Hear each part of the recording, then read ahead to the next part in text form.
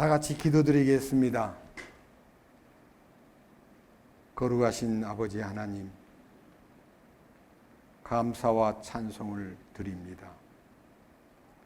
이 비천하고 연약한 죄인들을 극진히 사랑하셔서 영원한 멸망당할 죄로부터 우리를 건져내시고 하나님을 찬양하고 하나님을 기뻐하고 하나님의 뜻을 갈망하는 자녀로 우리를 삼아주신 거 너무너무 감사합니다.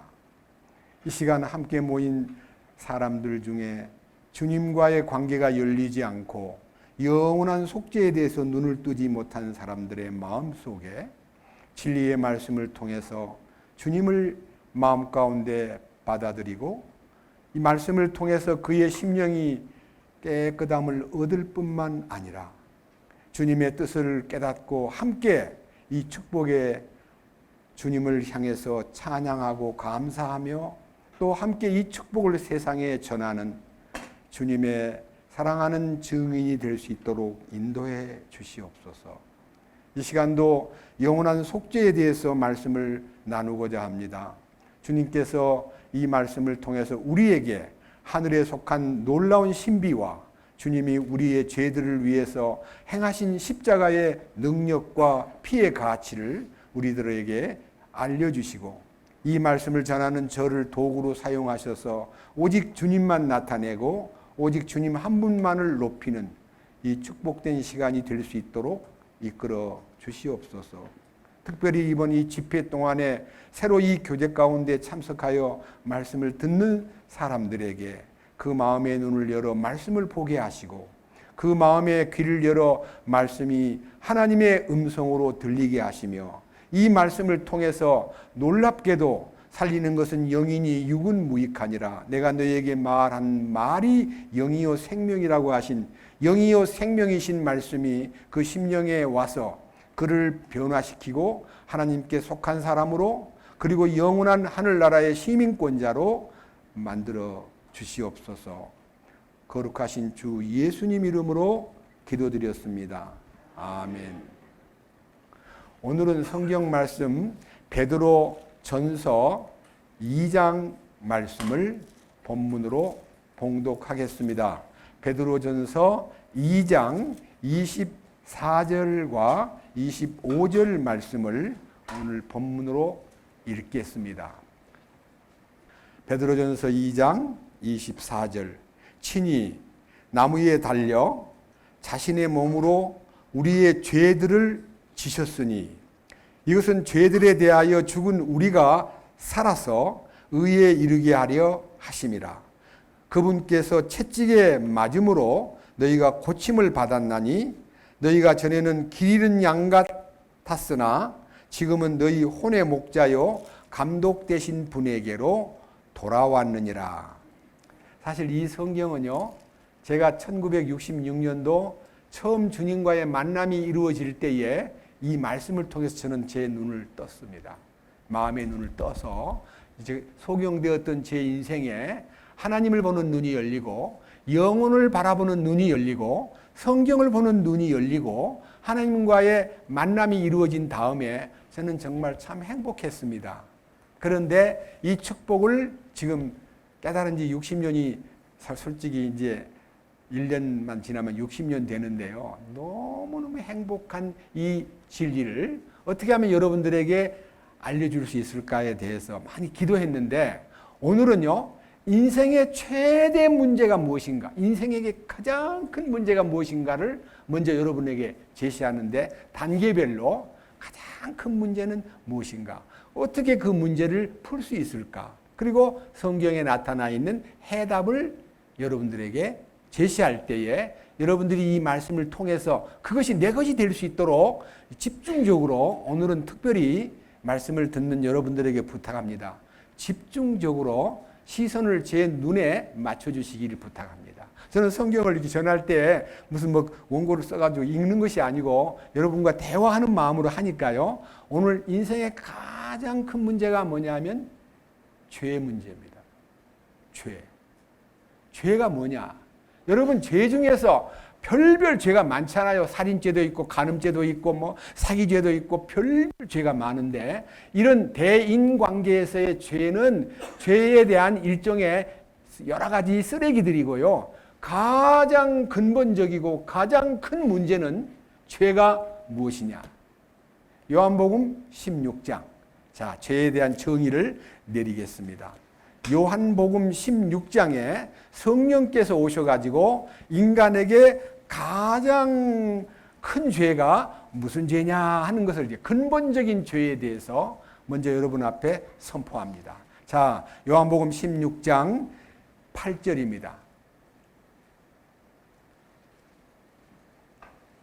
요한복음 16장 8절, 그분께서 오셔서, 이 그분이라는 것은요 7절에 있는 위로자, 성령을 보혜사라고도 하고 위로자라고도 하는데, 그 위로자 성령이 오셔서 죄에 대하여, 의에 대하여, 심판에 대하여 세상을 꾸짖으시리라. 세상을 꾸짖는데 죄를 꾸짖고 의를 꾸짖고 심판을 꾸짖는데, 첫 번째 9절, 죄가 무엇이냐? 죄에 대하여라 함은 그들이 나를 믿지 아니하기 때문이라. 그래서요, 죄 중에 가장 큰 죄는 안 믿는 죄예요. 뭐 핑계 대기가 쉽지요. 나는 뭐 기회가 없었어요. 나는 몰랐어요. 나는 말하는데도 집중하지 못하고 일이 바빠가지고 못 믿었어요. 별별 핑계를 다 대지만요, 하나님의 심판대 앞에 서서 너 왜 나를 믿지 않았느냐고 물어볼 때 핑계 댈 게 없어요. 제가 핑계를 댈 수 없는 만큼 하나님이 그 증거를 다 제시해 주었기 때문에 그 증거를 오늘 제가 제시하면서 이 근본적인 죄에 대하여라 하면 그들이 나를 믿지 아니하였다 하는 이 제목을 여러분들의 마음에다가, 죄가 가장 하나님 앞에 큰 죄가 믿지 않는 죄예요. 불신죄. 근데 이 불신죄가 어디서부터 왔는가? 이 불신의 죄가 내한테 진짜 어떻게 머물러 있는가? 이거 불신을 어떻게 내쫓을 수 있을까? 하는 숙제를 여러분들이 마음속에 안고 죄에 대한 이 불신죄가 얼마나 무서운 죄인가를 염두에 두고 하나님을 믿지 않는 죄, 성경을 믿지 않는 죄, 그 다음에 인생이 살다가 무덤에 들어가면 끝인 줄 아는 어리석은 인간. 여러분, 사람이 살다가 죽으면 무덤에 들어가잖아요, 시체가. 근데 그 다음 그의 영과 혼이 어디로 가는가를 생각지도 않고 지옥을 간다는 생각을 하면, 지옥 있어? 가봤어? 안 가봤지? 어디 그 지옥이 있다는 거야 하고 지옥이 없다고 무시하는 사람은 참으로 무식한 사람입니다. 인생 백과사전인 성경에 지옥이 있습니다. 하나님이 지옥이 있다고 말씀하셨습니다. 하나님은 거짓말을 하실 수 없는 분입니다. 하나님의 계획은 변개될 수 없고 한 번 계획을 세운 것은 반드시 1.1핵도 천지는 없어지겠으나 내 말은 1.1핵도 없어지지 않고 다 이루어진다고 약속했기 때문에 그 이루실 말씀 속에도 많은 성경의 내용이 있는데요. 이 성경 속에 지옥이 있다는 것을 밝혀서 알려주신 하나님의 진리 가운데 그 속에 들어있기 때문에 이 말씀을 믿지 않는 것은 하나님을 믿지 않는 것이요, 이 말씀을 거절하는 것은 하나님을 거절하는 것이요, 이 말씀을 이렇게 외쳐도 여러분들이 아주 강팍하게 나는 믿어지질 않아, 나는 이해가 안 돼, 자기는 지옥도 안 가봐놓고 어떻게 지옥을 말해? 네, 저 지옥 안 가봤습니다. 그렇지만은 지옥을 성경에서 말씀해 놓았기 때문에 지옥이 있는 겁니다.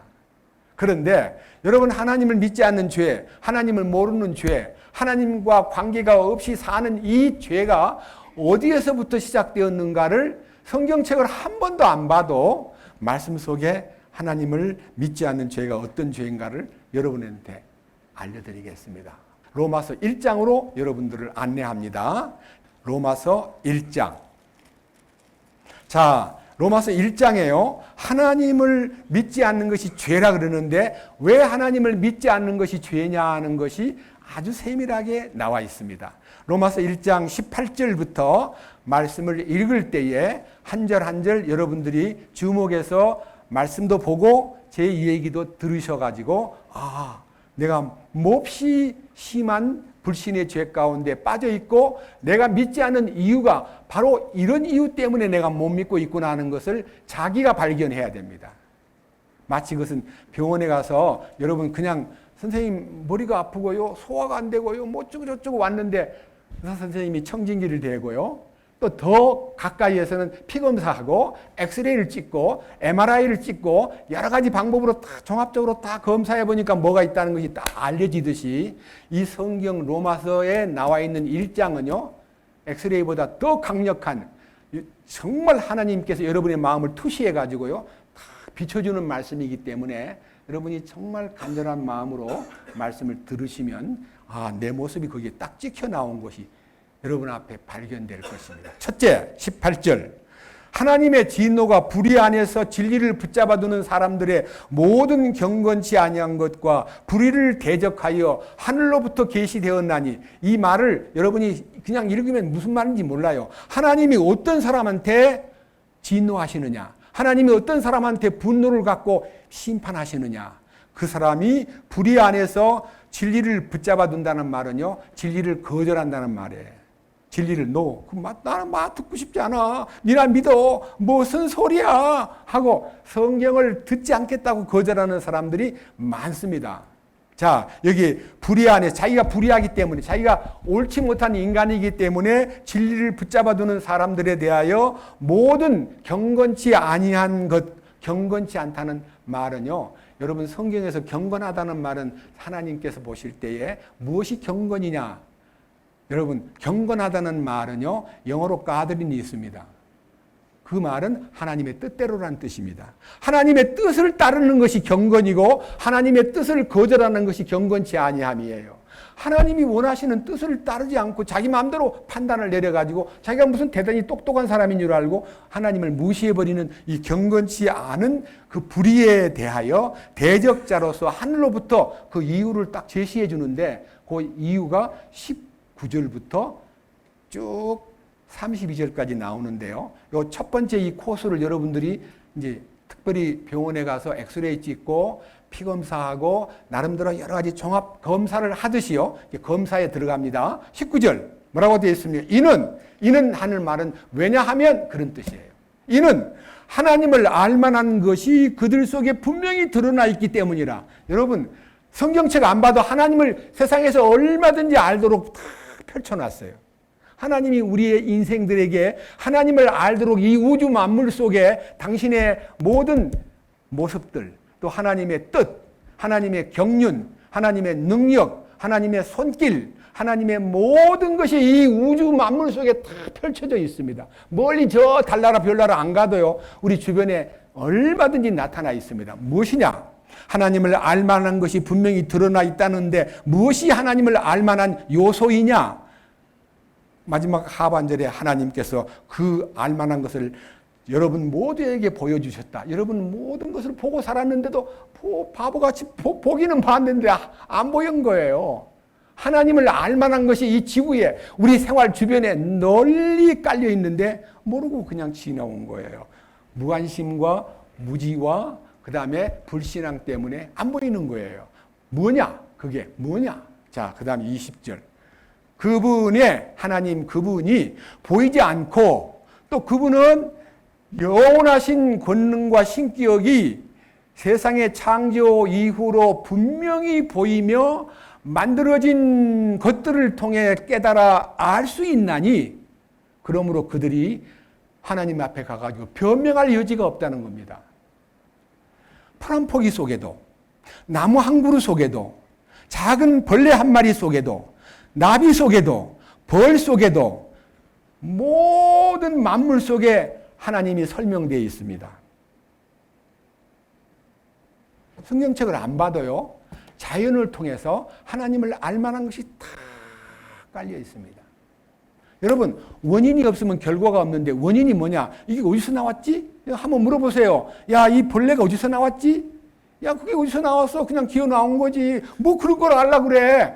관심 없이 보는 사람은 아무런 것이 없지만요, 저는 성경을 읽다가 어리석고 게으른 자여 개미에게로 가서 그 하는 것을 보고 지혜를 배우라 해서 저는요 중학교 2학년 때부터 성경을 보기 시작해가지고요. 중3 고등학교 1학년쯤 됐을 때요. 게으른 자여 네가 개미한테로 가서 개미한테 지혜를 배우라 해서 개미가 무슨 지혜를 주나 싶어가지고요. 개미굴에 가가지고요. 과자를 부스러기를 가지고 이제 개미하고 이제 제가 이제 약간 이제 검토를 하는데요. 하나 탁 던지니까요. 작은 거는요.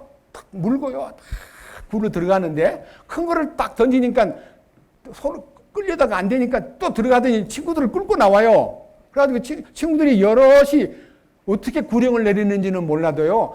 한 방향으로 끌고 가는 게 아니라 놀랍게도요. 그 큰 소위 말하는 먹을 부스러기를요. 한 놈은 앞에서 뒤에서 이렇게 끄는 놈도 있는가 하면요. 뒤에서 이렇게 받쳐가지고 이게 미는 놈도 있더라고요. 이야, 이것들이 단체 행동 잘하네. 구령을 어떻게 붙일까? 그 어떻게 말을 해서 그들끼리 알아들을까? 여기 큰 거 있어. 빨리 와. 그러니까 불러가지고 그걸 끌고 가는 거. 그 다음에 다른 이제 약간 큰 곤충을 잡아가지고 이제 죽였어요. 딱 놓으니까요. 굉장히 떼거리들이 몰려와가지고 그걸 끌고 굴로 들어가는데 굴이 너무 이제 자기들 구멍에 그거 들어가지 않을 만한 곳이 오니까요. 그들이 막 연구를 하는 걸 가만히 봤어요. 어떻게 하나 저걸 쪼개가지고 갖고 가나 저걸 뭐 어떻게 갖고 가나 계속 온종일 지켜보면서 검토를 해보니까요. 하나님이 그 개미에게 나름대로의 지혜와 개미가 생존할 수 있는 모든 조건을 부여했다는 것을 저는 개미에게서 배웠습니다. 벌을 또 하나 놓고 또 연구를 했는데 여러분 나중에 책을 보니까요. 벌은요. 그 안에 있는 여왕벌 한 분을 위해서 여왕벌 한 마리를 위해서 막 충성을 다해서 벌집에 꿀을 나르고 여왕벌이 먹는 여러 가지 음식들을 준비하느라고 노력하는 그 벌들의 노력을요. 유심히 보면서 하나님이 이렇게 만드셨구나. 별은 벌대로 개미는 개미대로 많은 만물 속에 하나님의 지혜와 하나님의 그 생존에 대한 여러 수단과 그 모습들이 다 열려있는 걸 보고요. 저는 만물을 연구하는 데 대해서 상당한 깊은 관심을 갖게 되었습니다. 여기 보세요. 다시 20절 봅니다. 하나님은 보이지 않는 분이지만 그분의 영원하신 권능과 신격이 세상의 창조 이후로 분명히 보이며 만들어진 것들을 통해 깨달아 알 수 있나니 그러므로 그들이 변명할 수 없느니라. 성경을 한 번도 안 봐도요. 내가 살아온 동안에 바닷가에 가서 물이 어떻게 저렇게 왔다 갔다 하지? 아니 이 많은 물속에 이 많은 고기들이 어떻게 살고 있지? 왜 저렇게 움직이고 있지? 여러 가지 달의 인력에 대해서 공부도 해보고 그다음에 조수의 간만의 차이도 얘기해보고 저는 우리 아버지하고 같이 이제 어릴 때 바닷가에 갔는데요. 바닷가에 가가지고 물이 쫙 빠져 있으니까요. 수영하기가 어려워가지고 아버지 이 많은 물이 지난번 왔을 때는 물이 가득 차 있던데 저렇게 빨리 가버렸어요. 그랬더니 아버지가 글쎄 내가 알기로는 우리 아버지 얘기입니다. 내가 알기로는 저 바다 끝에 크다만 고래가 있어가지고요. 고래가 숨을 하시면 바닷물을 빨아들여가지고 쫙 빠졌다가 고래가 힘들어가지고 물을 품어내면 바닷물이 또 올라온단다. 크다만 고래가 있다는 얘기를 해주는 거예요. 저는 너무너무 신기해가지고 애들한테 학교 안 다닐 때입니다. 애들 야, 너 바닷물이 왔다 갔다 하는 거 알아? 그랬더니 몰라. 야, 우리 아버지가 그러는데 저 바다 끝에 큰 고래가 한 마리 있단다. 엄청나게 큰 고래가 물을 쫙 빨아당기면은 바닷물이 싹 빠졌다가 그 고래가 숨을 쉬면서 품어내면은 바닷물이 올라온단다. 했더니 애들이 그래? 깜짝 놀라는 거예요. 근데 제가 이제 학교 다니면서 4학년, 5학년 때부터 바다의 조수는 달의 인력과 관계가 있다는 것과 책을 보니까 그것이 바로 바다를 움직이게 하는, 바다가 여러분 가만히 있으면요 썩어버리니까 바다 속에 사는 모든 바다의 해류가 존재하려면요 산소가 공급돼야 되고 물이 살아있어야 돼요. 물이 살아있는 방법이 조수의 차이를 일으킨 하나님이 주신 설계고 그것이 지금 세상에 어떤 것들이요 별별 5만 가지 인간이 쓰는 생활의 용수나 폐수를 무조건 바다로 집어넣어도 바다가 더러워지지 않고 그것을 탁 걸러내고 전부 다 그걸 받아들여가지고 이게 완전히 정화시키는 정화 능력이 있다는 것에 대해서 하나님의 지혜가 너무나 크시구나 하는 걸 느끼면서 저는 하나님께 대해서 그 만들어진 그 만물을 통해서 하나님의 지혜와 그분의 하시는 일이 다 나타나 있다는 것을 알게 되었습니다. 여기 계신 여러분들이요, 세상에 사는 동안에 먹고 입고 살고 모든 생존에 여러분 자신들이 다 보고 지나간 만물 속에요, 하나님의 지혜와 신격과 하나님의 솜씨와 하나님이 만든 이 만물 하나하나에 다 법칙이 있다는 걸 알게 됨으로써 저절로 하나님의 그 위대함을 노래하고 감사합니다. 그래서요, 하나님을 성경책을 안 봐도 만물 속에 하나님을 설명해 놓았다 이거예요. 여러분, 거듭난다는 말을 여러분, 거듭나는 게 뭐야? 두 번 난다는 거예요. 어머니 뱃속에서 나왔듯이 하나님의 말씀으로 한번 다시 나야 되는데, 이 거듭남은 물과 성령으로 나는 거예요. 물과 성령이 뭐냐면, 물은 사망을 이기하고 그 사망의 바다에 들어가서 홍해 바다를 건너듯이, 사망의 바다를 육지같이 건너듯이, 요단강을 건너듯이 하나님이 이 사망의 바다에서 다시 죽음을 통과하고 부활의 능력을 힘입는 침례를 통해서 하나님이 나를 사망의 권세에서 성령의 은혜로 인도해 주신 손길에 대해서 눈을 뜨게 만드는 거예요. 그리고 그 물이 나를 주께로 인도하는 말씀이라는 것을 물로 씻어 말씀으로 깨끗하게 해주는 이 능력에 대해서 내 마음이 굉장히 열리게 돼 있어요. 여러분, 성경을 제대로 들으면요, 그냥 보편적인 모든 인류에게 다 공개적으로 알려져 있는 이 만물 속에 하나님의 신성과 그의 능력과 그의 솜씨가 다 나타나 있는데, 그걸 제대로 못 보면요, 성경을 보기 시작하면 그것이 전부 다 하나님이 하시는 섭리구나 하는 걸 알게 돼요. 자, 어제도 읽었는데 오늘 한번 다시 읽어보겠습니다. 하나님이 하나님 되심에 대한 입증, 어떻게 했길래 그분이 하나님이냐. 그리고 그러지 못한 가짜 하나님은 다 멸망한다 그랬는데 그게 뭐냐? 예레미야 10장 어제 봤잖아요. 오늘 다시 한번 봅시다. 예레미야 10장, 앞으로 구약 성경 예레미야 10장 10절부터 읽습니다. 다시 상기시켜서 우리가 그 하나님을 몰라보고 그 하나님을 무시하고 그 하나님께 대해서 아무것도 모른다고 말하는 사람은 정말 어리석은 사람이요, 하나님 볼 때 가장 미련한 인간인 것입니다. 10절 뭐라 그랬어요? 그러나 주께서는 참 하나님이시니 그분은 살아계신 하나님이시요 영존하는 왕이시로다. 그러니까 하나님은 첫째 참 하나님, 거짓이 없는 분. 두 번째는 살아계신 분. 네? 요한계시록에도 있고 여러 군데에 나는 알파와 오메가요, 나는 처음과 나중이요, 시작과 끝이라. 그러니까 출발하신 그분이 끝까지 그를 경영하고, 하나님께서 처음을 만드신 분이 마지막도 다 종결 짓고, 그리고 알파에서 오메가까지 모든 것을 관장하시는 분이기 때문에 살아계셔야 되고 영원한 왕으로 존재하시는 거예요. 영원한 왕, 영존하는 왕. 그분은 왕이셔요. 여러분, 왕을 몰라본다는 게 얼마나, 여러분, 이 인간 세상 시스템에도 왕을 몰라본다면 사형감이에요. 그런데 영원한 만왕의 왕이신 창조주를 몰라본다는 건 얼마나 부끄러운 일이고, 여러분 마음속에서 이 시간 말씀을 듣는 중에 참 내가 하나님을 모르고 살았다니 하고 자기를 슬퍼하고 부끄러워하고, 하나님 말을 안 했지만 정말 죄송하네요. 살아계신 하나님, 영원하신 하나님, 영광의 영존왕이신 하나님, 살아계신 하나님, 참 하나님, 부끄럽습니다. 이 말을 함으로써 회개가 시작되는데요, 그 말을 듣고 또 뻔뻔하게 내가 지금까지 몰랐지만 뭐 이제쯤 알 것 같기도 한데 저 사람이 너무 지나치게 얘기하는 것 같아. 뭐 내가 모르는 것이 뭐가 죄야. 이렇게 너무 가볍게 자기의 무지와 불신을 아무렇지도 않은 것처럼 스르르 지나가는 것은 굉장히 뻔뻔하고 교만한 인간입니다. 이제 밑에 보세요. 자, 10절 지금 또 읽습니다. 그러나 주께서는 참 하나님이시요 그분은 살아계신 하나님이시요 영존하는 왕이시로다. 그분의 진노에 땅이 떨고 민족들이 능히 그분의 경노를 견디지 못하리로다. 이제 주님이 이 인생들이 잘못된 모습으로 하나님을 거역하다가 마지막 그분이 이 땅에 다시 오시는 순간에, 옛날에는 구원주로 오셨던 분이요, 다시 오시는 예수님은 심판주로 오셔요. 심판하러, 이 지구를 심판하러 옵니다.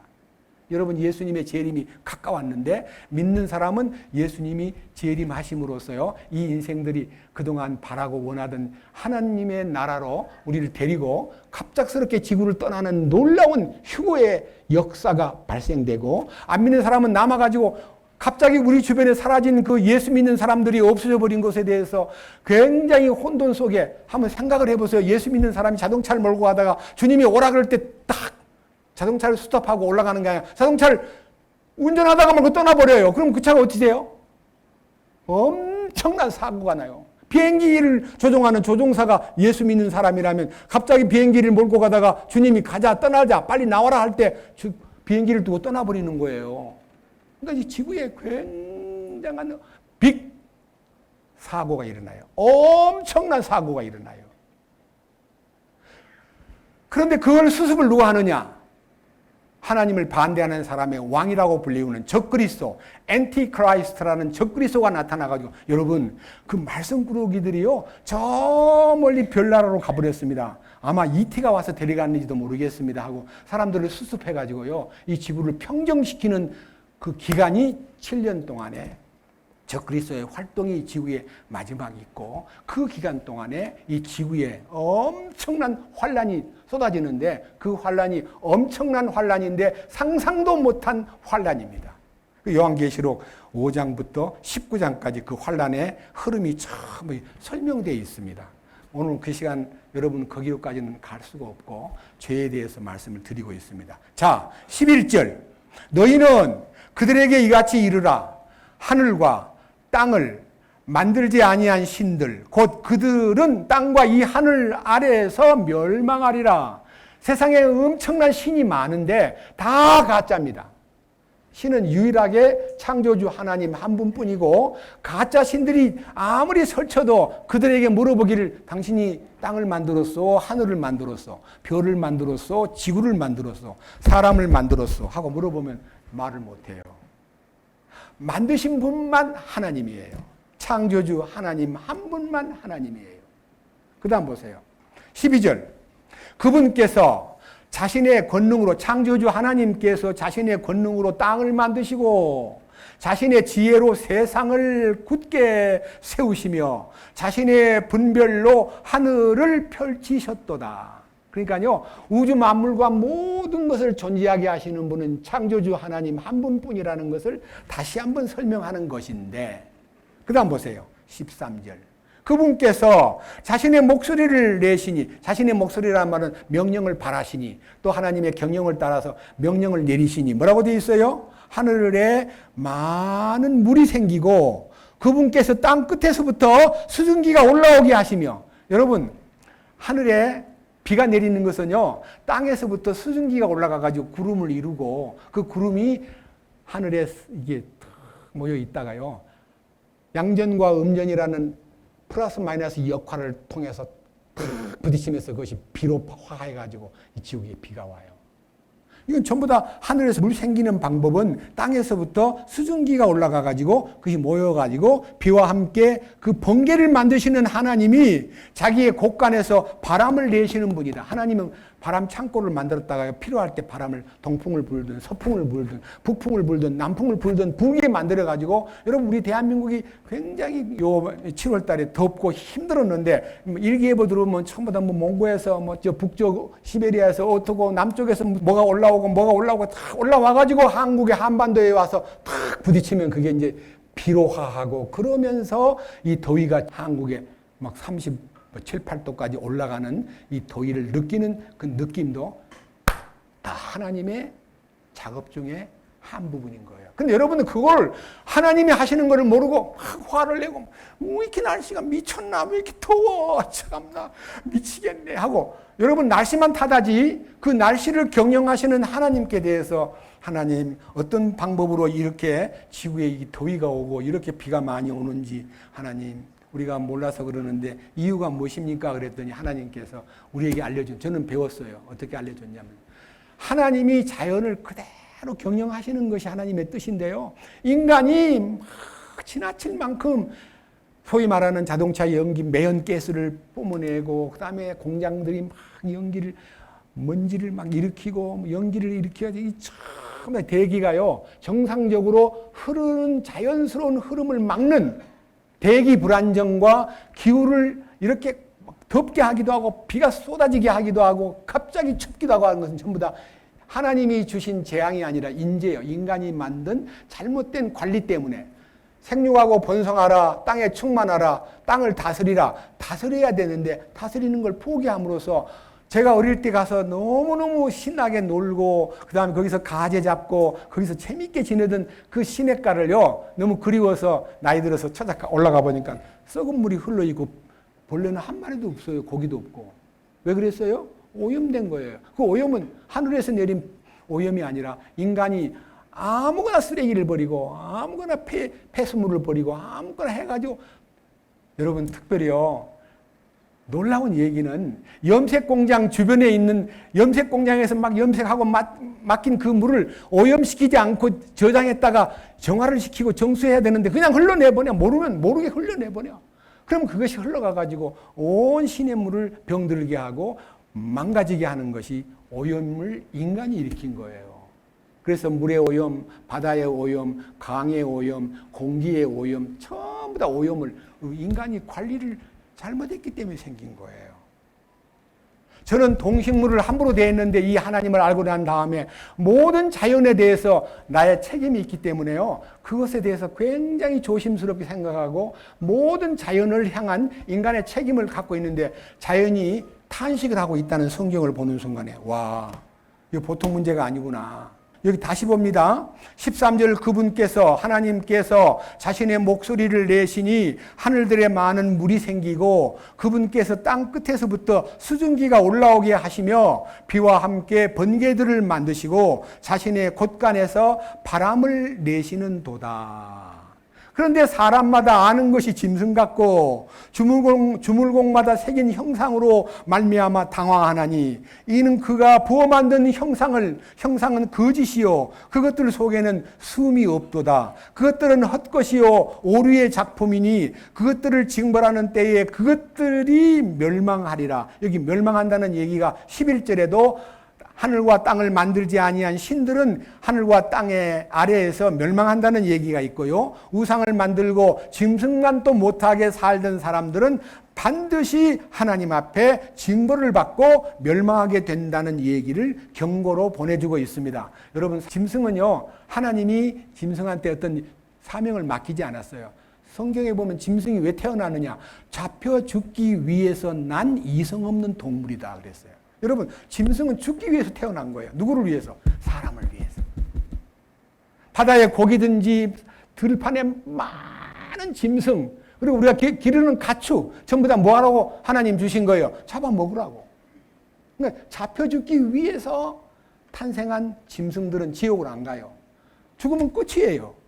그런데 인간만 하나님의 형상대로 만들어졌고 하나님이 그 인간에게 지배권, 생육하고 번성하라, 땅을 정복하라, 다스리라 하는 통치권까지 맡겼기 때문에 우리 모두가 다 공동 책임을 갖고 지금 이렇게 지구가 오염되고 대기가 오염되고 바닷물이 점점 병들어가고 있고 우리가 어릴 때 좋아했던 그 시냇가가 다 썩어 있는 이유는 관리를 안 했기 때문에 그런 거예요. 이건 우리 인간의 큰 책임이에요.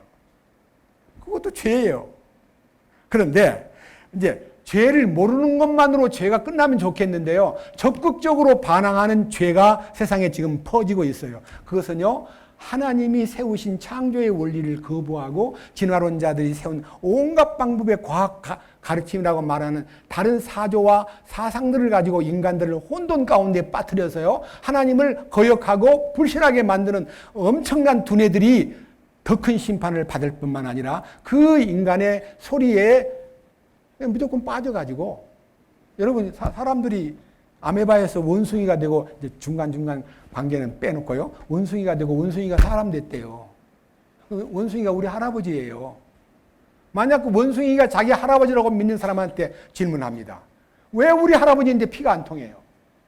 사람이 피가 부족할 때 왜 원숭이 피를 넣으면 다 우리 할아버지니까 될 텐데 원숭이 피를 사람한테 넣으면 즉사하고만 사람 죽어버려요.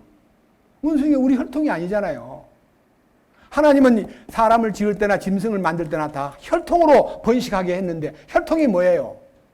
여러분 정자도 혈통에서 나온 인간의 씨를 만드는 공장이 바로 그 정자인데 그 정자에 피가 다 들어있어요. 제가 A형이고 우리 집사람이 O형인데요. 거기서 태어난 애가 A형이 되든 O형이 되든 하나님이 주신 그 피의 흐름에 따라서 인생이 조성되는 거예요.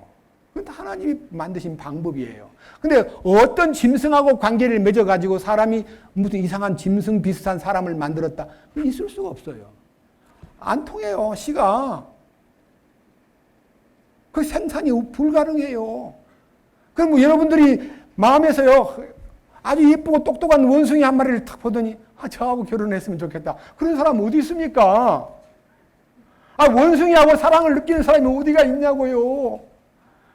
애완동물 중에 고양이라든지 개를 사랑하는 사람은 덜어 있지만, 원숭이가 우리 할아버지라고, 저 정말 보니까 참, 어떻게 그게 손이 이렇게 움직이고, 어떻게 애기를 이렇게 안고 있고, 사람같이 저거 우리 할아버지다. 근데 저가 여잔데 저는 저거하고 결혼하고 싶다는 그런 남자가 있으면 정신병자예요. 그래서 안 통하는 거예요.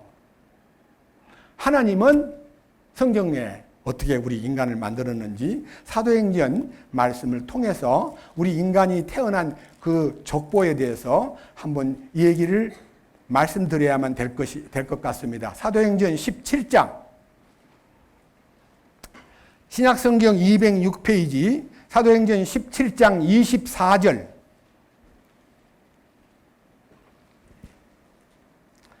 읽습니다. 세상과 24절 그 안에 모든 것을 만드신 하나님은 하늘과 땅의 주인이심으로 손으로 만든 전들에 거하지 아니하시고 또 무엇인가를 필요로 하시는 것처럼 사람들의 손을 통해 경배를 받지 아니하시나니 이는 그분께서 모든 사람에게 모든 인간에게 생명을 주시고 호흡을 주시고 만물을 주셨기 때문이다. 하나님은 우리 모든 인간에게 생명을 부여했고 숨쉬게 하셨고 그 다음에 모든 살아가는 이 필요를 채워주시는 분이에요. 하나님이 여러분 태어날 때 빈손 들고 태어났잖아요.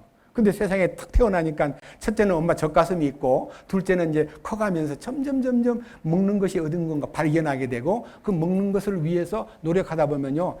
여러분 그냥 가만히 있으면 별거 아닌데요. 산에 가서 막 뭘 좀 좋은 게 있다던데 하고 산을 뒤진 사람은 우리 가운데도 산을 좋아하는 사람 몇 사람 있는데요. 별별거를 뽑아가지고 와서 이거 참 좋은 거예요. 이건 약되는 거예요. 이건 정말 귀한 거예요 하고요. 우리 식구들끼리 같이 나눠 먹기도 하고 어떻게 그런 걸 알아? 그랬더니 산을 타다 보니까 알게 됐어. 우리는 생각지도 못했던 것들을 막 잎도 따오고 어떤 뿌리도 캐와가지고 식구들에게 베푸는 분을 저는 알고 있습니다. 여러분 산삼을 한번 캐보세요. 대단한 일입니다. 아무한테나 산삼이 보이는 거 아니에요. 그런데 여기에 하나님께서 무엇인가를 필요로 하셔가지고 인간에게 야 바쳐 내가 배가 고파. 하나님이 우리한테 얻어먹는 손을 내미는 분이 아니라는 거예요.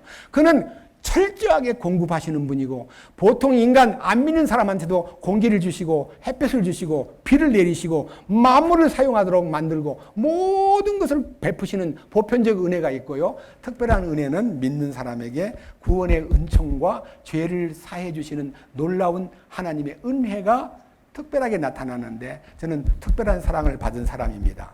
특별한 사랑을 받은 사람들이 굉장히 여기 많은데 보통 사랑도 못 받고 그냥 자연스러운 이 육신의 혜택만 받고 있는 인간들이 하나님을 알지 못함으로써 얼마만큼 큰 책임이 있다는 것을 25절에서 이렇게 말했습니다.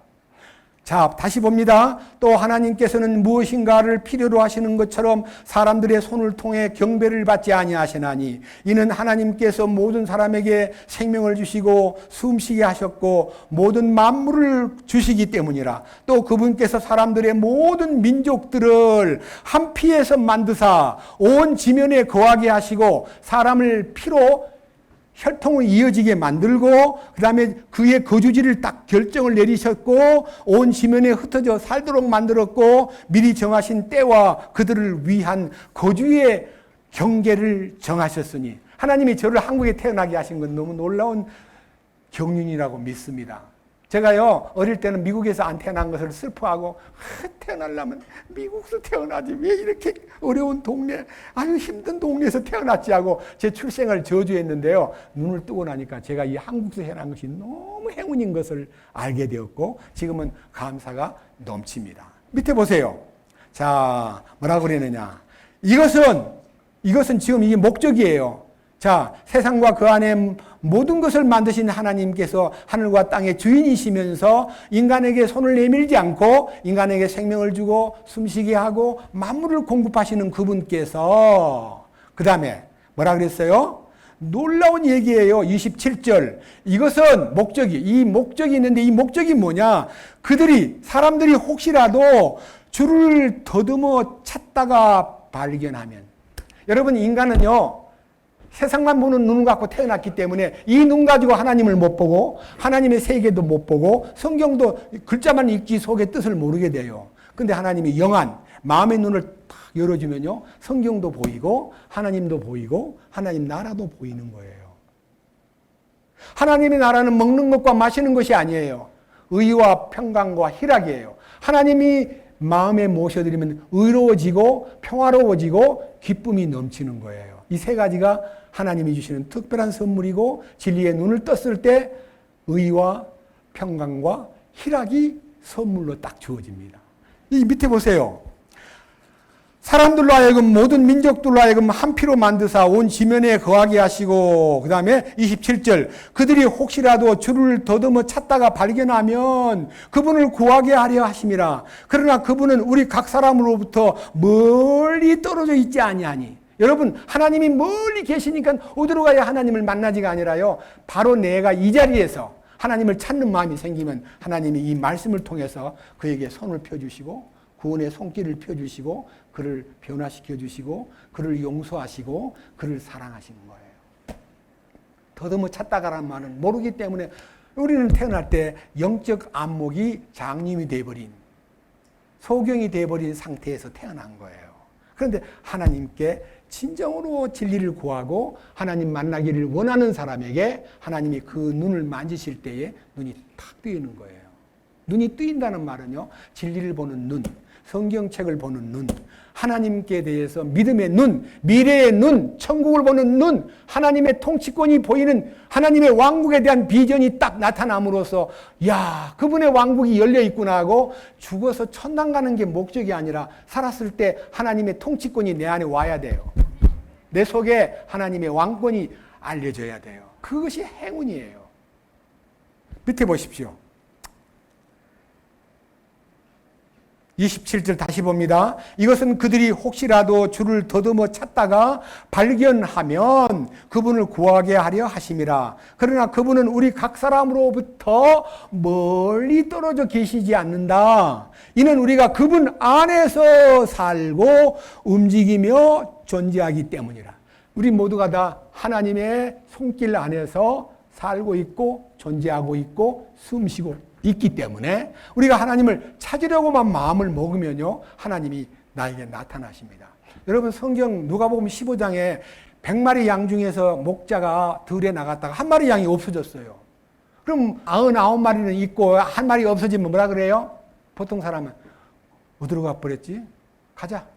99마리를 몰고 집으로 돌아오는 게 아니라요 99마리를 들에 두고 그 양이 어디에서 떨어졌는지 오던 길 다시 가가지고요 뒤따라오다가 계곡에 박혔는지 아니면 다른 짐승한테 물려갔는지 그걸 알기 위해서 목자가 막 헤매요.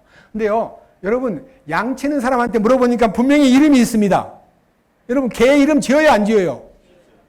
고양이 이름도 이름 지어요 안 지어요? 이름 없는 개 있어요? 양도요 목자가 이름을 다 정한대요.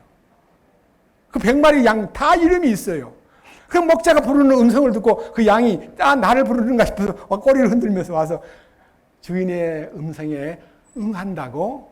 여기 요한복음 10장에 양이 주인의 음성을 듣고 주인을 따르고 다인이 오면은 도망간다 그랬습니다. 그 양의 이름을 부르면서 야, 너 어디 있니? 양의 이름을 이제 양 이제 주인이 지은 이름을 제가 가상적으로 얘기하겠습니다. 이쁜이라고 지었습니다. 이쁜아, 어디 있니? 그러니까 이쁜이가 안 보여. 그러니까 탁 계곡으로 왔던 길 중에 제일 험난한 길로 가보니까요, 저 계곡의 아래에서요, 매 하고 울부짖어 대답을 해요. 아이고, 저놈이 저기 떨어져 있구나 하고 쫓아가서 그를 찾아오는 것을 성경에서는 뭐라 그럽니까? 보십시다. 누가복음 15장. 양 한 마리를 잃어버렸다가 목자가 찾고 찾아가지고 그 양을 어깨에다 메고 그 양떼들 있는 곳으로 오면서 하는 말이 누가복음 15장 양떼를 구해낸 목자의 심정을 말씀으로 해석을 해놨는데요. 너무너무 감사하게 생각해요. 누가복음 15장 4절에 너희 중 어떤 사람에게 양 100마리가 있는데 그가 그들 중 한 마리를 잃어버리면 99마리를 광야에 남겨두고 잃어버린 것을 찾을 때까지 찾아다니지 아니하겠느냐. 또 그가 그것을 찾은 즉 기뻐하며 그것을 자기 어깨에 메고 집에 돌아와서 자기 친구와 이웃들을 함께 불러 그들에게 이르되 나와 함께 기뻐하라. 내가 잃어버린 내 양을 찾았노라. 그러니까요, 양이 목자를 찾은 거예요. 목자가 양을 찾은 거예요. 여러분, 하나님은 목자입니다. 선한 목자. 우리는 잃어버린 양입니다. 그러면 하나님이 나를 찾겠어요? 내가 하나님을 찾아야 돼요. 내가 할 일은 딱 한 가지. 목자의 음성을 듣고 매 여기 있어요 라고는 말을 못하고요, 소리를 막 지르면요, 아, 저놈이 저기 있었구나 하고 그를 구해내서 그를 어깨에다 메고 집에 돌아와 벗과 이웃을 불러놓고 이 양을 잃어버렸는데 도로 찾았어, 즐거워합시다 하고 양을 찾은 목자가 좋아가지고 잔치를 베푼대요. 이 잔치가 무슨 잔치냐? 15장 7절이에요. 내가 너희에게 이르노니 이와 같이 하늘에서도 회개할 필요가 없는 의로운 99사람보다 회개하는 한 죄인으로 인하여 더 기쁨이 있으리라. 양을 찾은 목자의 이 사건을 회개라는 거예요. 회개. 여러분, 회개를 누가 해요?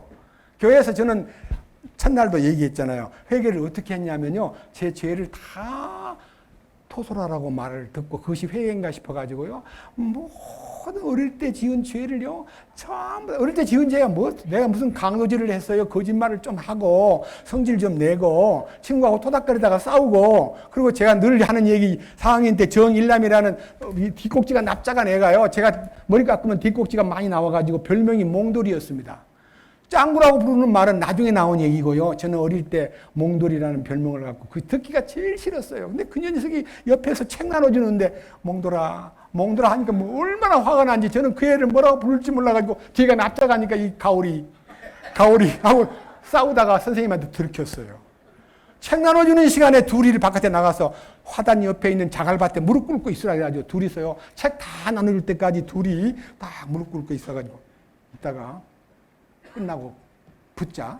우리 둘이만 붙지 말고 친구들 다 데리고 둘러서서 붙자 하고 이제 붙기로 약속을 하고 교실에 책 나눠준 다음에 가보니까 책 2권 남았는데 뭔 책이냐? 위에 아래에 이 반드로 묶어가지고 쭈글쭈글하게 된 책. 예, 여러분, 보통 안에 든 책은 반듯한데요, 책을 묶느라고 이 밴드로 붙여놓은 건 이게 쭈그러져가지고요, 쭈그러진 책 2권이 남았는데 밑에 쭈그러진 책, 위에 쭈그러진 책 2권을 주는데 우리 둘이가 최고 안 좋은 책을 받은 거예요. 야, 니 때문에 임마. 뭐가 니 때문이야? 니가 그랬잖아. 나보고 뭐 가오리? 니는 뭐 나보고 뭐라 그랬어? 몽돌이라 하지 않았어. 그래가지고 몽돌이 가오리가요, 제일 나쁜 책을 받아가지고 나가서 붙자 해가지고, 그것이요 2학기가 들어서기 전인데요, 아직도 하복을 입을 때예요. 친구들을 몇 사람을 탁 둘러서게 하고 둘이서 싸웠어요. 권투를 했는데요, 제가 코피가 한 대 딱 맞으니까 코피가 촥 나요. 그러니 코피 나서 울면 지는 거예요. 저는 걔를 아무리 코를 때려도 피가 안 나네. 너무너무 화가 나가지고 제가 코를 막 풀어가지고 걔를 엎드려 놓고 얼굴에다 잔뜩 묻히고요. 그 다음에 이제 제가 그 아이를 이 양다리 사이에다가 딱 끼워가지고 이걸로 등을 확 찍으면서 니 죽을래? 죽으려고 환장했어? 임마 어때? 졌어? 이겼어?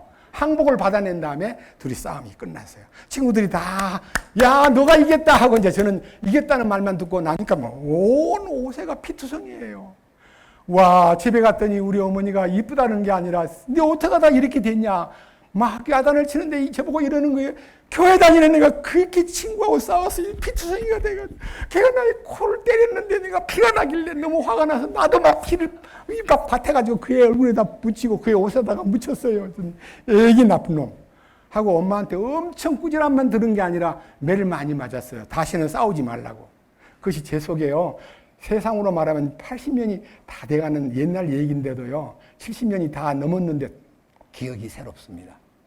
그걸 주님 앞에, 주님, 일남이를 욕하고 일남이를 때려서 코피가 안 나니까 제 피에 묻히고 정말 잘못했습니다. 그 얘기를요, 하나님께 회개를 하면 하나님이 그래, 네가 그때 잘못한 거 나도 알고 있어, 용서하마라고 하는 음성을 들으면 안심이 될 텐데, 아무리 소리를 지르고 과거를 고백해도 하나님이 너를 용서한다는 음성을 못 들었기 때문에 하나님이 안 들었나? 내가 막 눈물 흘리면서 말했는데 왜 하나님이 용서했다는 말을 안 해주시는가 하고 용서 못 받은 것 때문에요. 그런 기도를요, 10번 가까이 했어요. 회개를 하려고 해도 안 되더라고요. 그래서 너무 지쳐가지고 어떻게 하면 좋지? 그러는데 성경을 보다가요, 죄에 대해서 좀 더 얘기합시다. 죄를 로마서 3장으로 갑니다. 자, 죄가 어떤 죄가 있는가 하는 걸 또다시 조명해 보겠습니다. 로마서 3장은요, 9절부터 봅니다. 로마서 3장 9절. 자, 그러면 어떠하냐? 우리는 그들보다 나으냐? 결코 아니라. 우리는 앞에서 유대인들과 이방인들을 검증하여 그들이 다 죄 아래 있음을 입증하였느니라. 인류는 모두가 다 죄 아래 있다는 거예요. 뭐 유대인이라고 특별히 죄가 적고 이방인이라고 죄가 많은 게 아니라 유대인이든 선민이든 선민이 아닌 이방인이든 간에 다 죄 아래 있다고 선언하시기를, 그 다음 선언문이 이렇게 기록되어 있어요. 10절. 하나님의 선언문. 기록되기를 의로운 자는 없나니 단 한 사람도 없으며. 하나님 볼 때요, 너 죄가 많구나. 죄인. 저기 의인이 있네? 의로운 사람은 이 지구상에 한 명도 없대요. 지구에 의로운 사람은 한 사람도, 단 한 사람도 없고, 깨닫는 사람도 없고, 하나님을 찾는 사람도 없으며, 그들이 다 길에서 벗어나 함께 무익하게 되고, 선을 행하는 자가 없나니 단 한 사람도 없도다. 우리가 세운 인간의 선과 악에 대한 기준은 있지만요, 하나님이 세우신 선과 악의 기준에 달할 사람이 하나도 없기 때문에 다 죄 아래 있고, 다 죄 중에 빠져 있고, 다 몽땅 죄인인데 의인도 없고 선한 사람도 이 지상에는 한 명도 없대요. 그 다음 보세요. 자, 이유가 뭐냐? 여기 12절, 그들이 다 길에서 벗어나. 그러니까 하나님이 정하신 진리의 길, 하나님이 기뻐하시는 하나님이 정하신 길로 한 명도 들어오지 않고 다 곁길로, 다 멸망의 길로 다 가고 있다 이거예요. 인간은. 저도 그런 사람 중에 하나였더랬습니다. 그랬는데 이제 그 사람을, 선한 사람은 한 명도 없다라고 해놓고 그 사람의 세부적인 엑스레이를 통과시켜가지고 우리 목구멍도 조사하고 우리의 혀도 조사하고 우리의 입술도 조사하고 우리의 모든 발도 조사를 해본 결과 진단이 나왔는데, 그 진단이 소위 말하는 세부 진단이 13절이에요. 의인이 없고 선한 사람이 없고 다 죄 아래 있고 깨닫는 사람도 없고 하나님을 찾는 사람도 없고 다 길에서 벗어난 존재들인데, 첫째, 하나님이 네 목구멍은 뭐라 그랬어요? 무덤이 열리면 뭐가 보여요? 송장이 보이잖아요.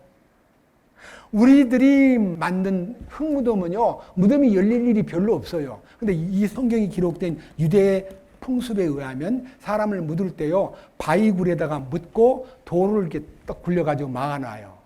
근데 돌문을 열면 속에서 뭐가 나와요?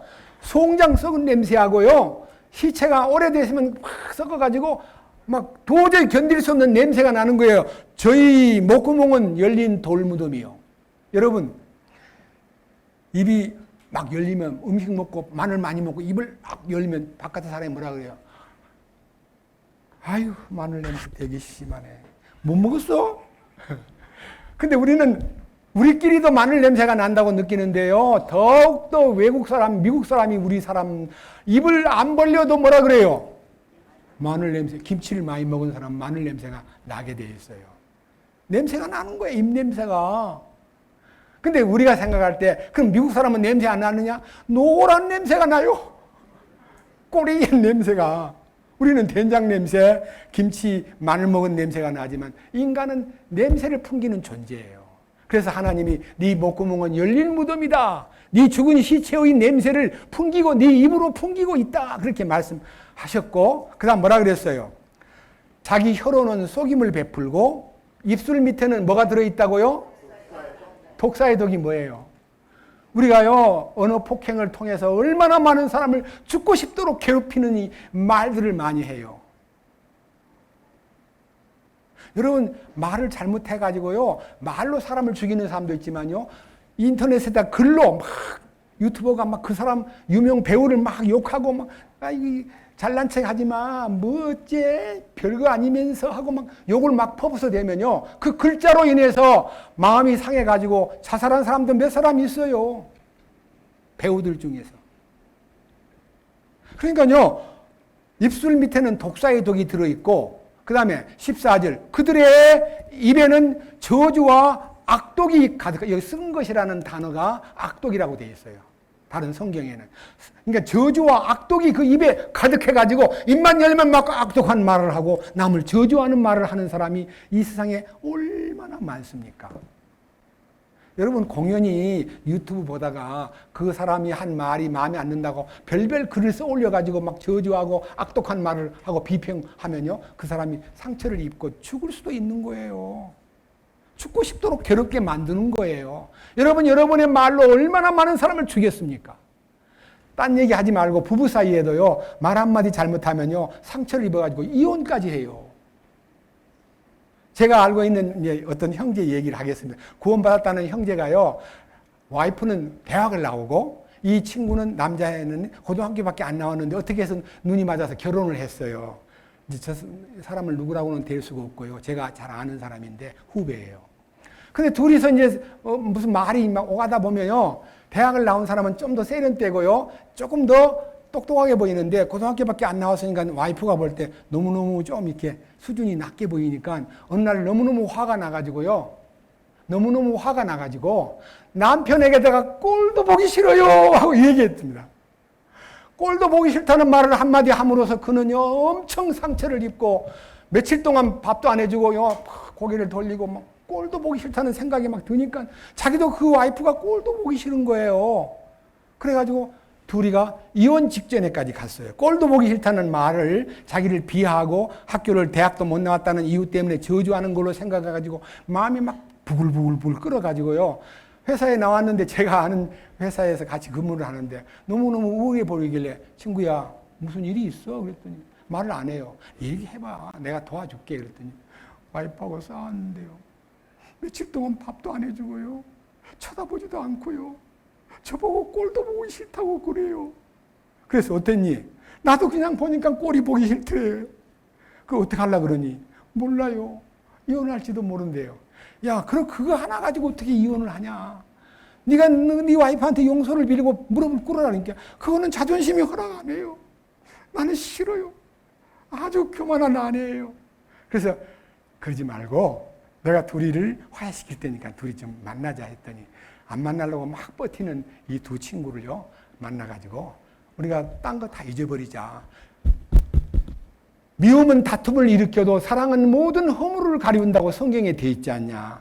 그 네가 미워하는 마음 때문에 그런 말도 했고 그런 행동도 했는데 이 생각을 바꿔라. 사랑하는 마음으로 너희가 처음 만났을 때 그 모든 조건을 초월해서 만났던 그 마음으로 돌아서 가지고 하나님 앞에 회개하면은 두 사람이 화해가 되고 화해가 되면은 다시 화합이 될 수 있다고. 둘이를 함께 앉혀놓고 기도하고 둘이를 화해시켜 가지고 서로 눈물을 흘리면서 손을 잡고 미안해, 잘못했어, 나도 잘못했어 하고 둘이 눈물을 흘리면서 화해하는 것을 보았습니다.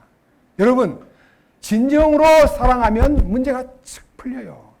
정말 미워하는 마음이 끝까지 남아가지고 나 용서 못해 하고 거절하면은 그 사람은 사람만 거절당하는 게 아니라 하나님 앞에도 지극히 작은 형제의 허물을 용서하지 못한 너가 어떻게 예수 믿는 사람이냐 하고 심판을 받게 돼요. 그래서 여기요, 이 말씀대로, 자, 밑에 보겠습니다. 13절. 그들의 목구멍은 열린 돌무덤이요. 그들이 자기들의 혀로 속임수를 쓰나니 그들의 입술 밑에는 독사의 독이 있고 그들의 입은 저주와 악독이 가득하며 그들의 발은 피 흘리는데 빠름으로. 여러분, 길 가다가 사람들이요, 보통으로 막 언쟁하고 다투면 지나갔다가 바보같이 싸우고 있나 하고 씩 지나가 버려요. 근데요, 둘이 붙어가지고 막 코피가 터지고 막 난자하게 말할 수 없는 상처를 입으면 구경꾼이 많아요, 적어요. 피를 흘리는 현장에 구경꾼이 모여요, 안 모여요? 그것이 나의 모습이에요. 피 흘리는 데는 발이 빠르고요, 피를 안 흘리고 싸우는 데는 슬쩍슬쩍 지나가는데요, 피투성이가 돼가지고 막 싸우면 무슨 구경거리라고 와 모여들어가지고 신나게 싸우네 하고 구경해요. 그것이 피 흘리는데 발이 빠른 인생이라는 내 모습이에요. 피 흘리는 사람이 문제가 아니라 내가 피를 좋아한다는 거예요. 여러분, 영화를 볼 때도 막 피가 탁 터지게 막 싸우고 하는 이 스릴 있는 싸움이 재미가 있어요. 토닥토닥 하다가 많은 싸움이 재미가 있어요. 여러분, 권투 시합을 할 때도 막 피투성이가 돼가지고 막 얼굴이 막 완전히 피에 젖어가지고 싸우는 모습 보면 약간 익사이팅한 기분을 느껴요. 신나고, 이야, 신나게 싸운다. 근데 보통 싸우는 거는요, 재미가 없어요. 그것이 우리 인생이에요. 피투성이가 된 싸움을 구경을 하고자 하고 더 좋아하는 것이 우리의 악질적인 인간 상황이에요. 피 흘리는데 빠르고요. 그 다음에 16절. 파멸과 고통이 그들의 길에 있고 그들이 화평의 길을 알지 못하였고 그들의 눈앞에는 하나님을 두려워함이 없느니라 함과 같으니라. 그런 인간의 모든 불협화음의 현장에요, 하나님이 안 좋아하는 일을 골라가면서 하는데도 자기들은 그것에 대해서 아무 책임을 못 느끼고 자기도 역시 그런 일당임을 입증하는 행동들을 많이 하는데, 자, 죄에 대한 문제를 이제 우리 계명을 보면요, 하나님께 대한 계명은 좀 접어두고요, 인간과 인간 사이의 계명의 제1계명이, 인간 계명의 제1계명이 뭐예요? 내 부모를 공경하라. 제2계명 살인하지 말라. 제3계명 간음하지 말라. 그 다음에 거짓말하지 말라. 탐내지 말라. 이런 계명이 있는데요, 여러분이 그 계명에 내가 패스했는가, 그 계명을 내가 지켰는가 못 지켰는가를 두 가지만 놓고 테스트를 하는데, 거기다가 나를 탁 담가보면 나는 분명히 살인자예요. 여러분들 모두가 다 살인자예요. 하나님 말씀에다가 여러분을 담궈보면 여러분의 그 리트마스 종이의 색깔이 탁 변하는 거예요. 살인자라는 것을 규명할 성경을 대주겠습니다. 마태복음 5장 21절. 자, 앞으로 넘겨서 마태복음 5장 21절입니다. 21절.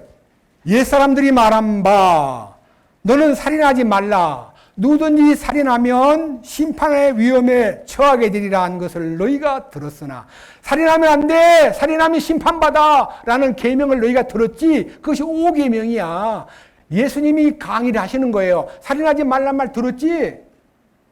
살인했어 안 했어라고 묻질 않아요. 그 다음 보십시오. 22절. 나는 너희에게 이르노니 누구든지 까닭 없이 자기 형제에게 화를 내는 자는 심판의 위험에 처하게 되고, 누구든지 자기 형제에게 라가는 히브리인의 욕설입니다.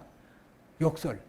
사람을 이렇게 낮잡아보고 욕하는 욕이 있잖아요. 그 욕을 하는 사람은 공회의 위험에 처하게 되거니와, 그리고 너 어리석은 자야, 너 바보 같은 놈 하고 말하는 자는 지옥불에 들어갈 위험에 처하게 된다. 지옥 갈 수밖에 없는 사람 되는 거예요. 여러분, 솔직히 성내고 욕하고 무시한 말을 한 번도 평생 동안 안 해봤습니까? 저는 많이 했어요. 잘난 척 했고, 친구를 업신여겼고, 제 곁에 공부를 조금 못하는데도 노력을 하는 친구가 있고요, 공부는 엄청 밤새서 공부를 한 것 같은데 시험을 치면 늘 점수가 안 나오는, 이제 이름이 은진이라는 이은진, 제 클래스메이트인데요, 중학교 2학년 때 만난 친구, 3학년 때까지 같이 공부를 했는데 친구들로부터 야, 제가 은진미륵 같아. 은진이라는 이름을, 은진미륵 있죠? 공부는 열심히 한다고 했는데 맨 점수는 80점 이하로 나와요. 쟤는 은진미륵 같아. 제가 그 친구를 별명을 은진미륵이라고 지었어요. 그건 저는 그를 깔본 거예요. 만약 그 죄를 안고 하나님 앞에 그대로 갔다면 저는 살인자예요. 여기 살인죄와 같다는 거예요. 네가 살인 안 했다는 걸로 말하지 말고 사람을 업신여기고 화를 내고 욕하면 너는 지옥불의 위험에 처하게 된다는 하나님의 경고를 내가 정말 받아들였을 때에 나는 그 친구를 어릴 때 아까 일남이를 가오리라고 욕하면서 코피가 안 나니까 내 피를 묻혀가지고 피나게 만든 것처럼 남들이 볼 때는 피 흘린 것처럼 만들었는데 저는 그 굉장히 악질이죠. 제가 아주 못된 사람이에요. 그런 사람이 이렇게 변화가 돼가지고 그런 일을 여러분 앞에 토설할 수 있는 사람 된 것을 너무 감사해요. 자, 이제 여자 문제를 얘기하겠습니다. 자, 5장 27절. 마태복음 5장 27절. 옛사람들이 말한 바 너는 간음하지 말라 한 것을 너희가 들었으나 예수님께서 간음하지 말라, 간음하면 안 된다고 말 들었지? 그걸로 끝나면 안 된다.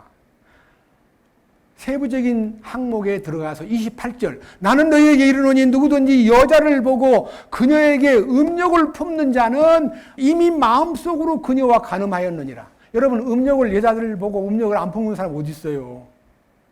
저도 사춘기 때요, 이쁜 학생들 보면 사귀고 싶다. 이쁘네.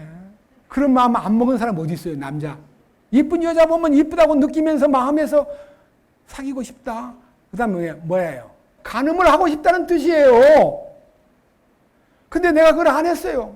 야야, 그런 마음을 왜 먹어, 바보야? 저한테 내가 꾸짖고 말지만은요, 하나님은 그 음욕을 품은 것 자체가 간음이라고 딱 규정을 내렸어요. 그럼 여러분, 이 남녀네들 물어봅니다. 그런 마음을 평생에 한 번도 안 먹고 살아온 사람이 있으면 손 한번 들어보세요. 여자들에 대한 얘기는 없으니까 제가 삼가하겠습니다. 남정네들만 여자를 보고 음욕을 품는 자마다 마음에 이미 간음하였느니라. 저는 미안합니다. 우리 집 사람을 만나기 전에 많은 간음을 하고 살았습니다. 마음에 이쁜 사람, 클래스메이트 가운데서 공부 잘하고 이쁜 사람 있으면요, 전 중학교 2학년 때부터 연애 편지를 많이 받았습니다. 왜? 공부를 좀 잘했기 때문에요. 많은 여자들이 저한테 편지가 와요. 인터넷도 없고 컴퓨터도 없고 핸드폰도 없을 때니까요. 1950년대, 60년대 사이에요. 엄청나게 많은 편지를 받았는데 전부 다 아유, 이쁘지도 않은 게 잘난 척하고 공부도 못한 게 나한테 접근해? 싫어. 이러면서 교만을 떨었던 제가 기억이 납니다. 그래서 성경에 보니까 살인자가 누구냐? 미워하고 욕하고 저주하는 것도 살인이고, 간음이 뭐냐? 마음으로도 음욕을 품고 머릿속에 생각하면서 이쁘다고 느끼면서 먹고 싶다는 생각 품은 그 자체가 간음이다 이거예요. 하나님 말씀에 나를 딱 이렇게 담고 보면요, 하나도 하나님 앞에 내놓을 것이 없는 죄악투성이에요. 죄악투성인 저가 기적적으로 그 죄에서 빠져나오고 하나님의 은혜로 구원을 받았기 때문에 오늘의 이 설교 제목은요, 영원한 속죄에 대해서 제가 얘기하려고 그러는데, 회개함으로써 속죄를 받아요. 회개라는 말, 여러분, 회개를 누가 해야 돼요? 자기가 해야 되잖아요, 회개를. 근데 어떻게 하느냐, 회개를. 아까 얘기했습니다. 목자가 양을 찾아내는 것이 회개다. 자기가 회개하는 게 아니고 하나님이 그를 회개시키는 거다. 회개시키시는 하나님의 결정과 손길에 의해서 내가 구원을 받게 되는 겁니다. 성경 로마서 2장 보십시다. 회개에 대한 하나님의 방법. 자, 로마서 2장에 회개의 정의가 나와 있는데, 이 회개를 통해서 하나님이 그를 받아주시는데 어떻게 회개하느냐 하는 것이 성경에 나와 있습니다.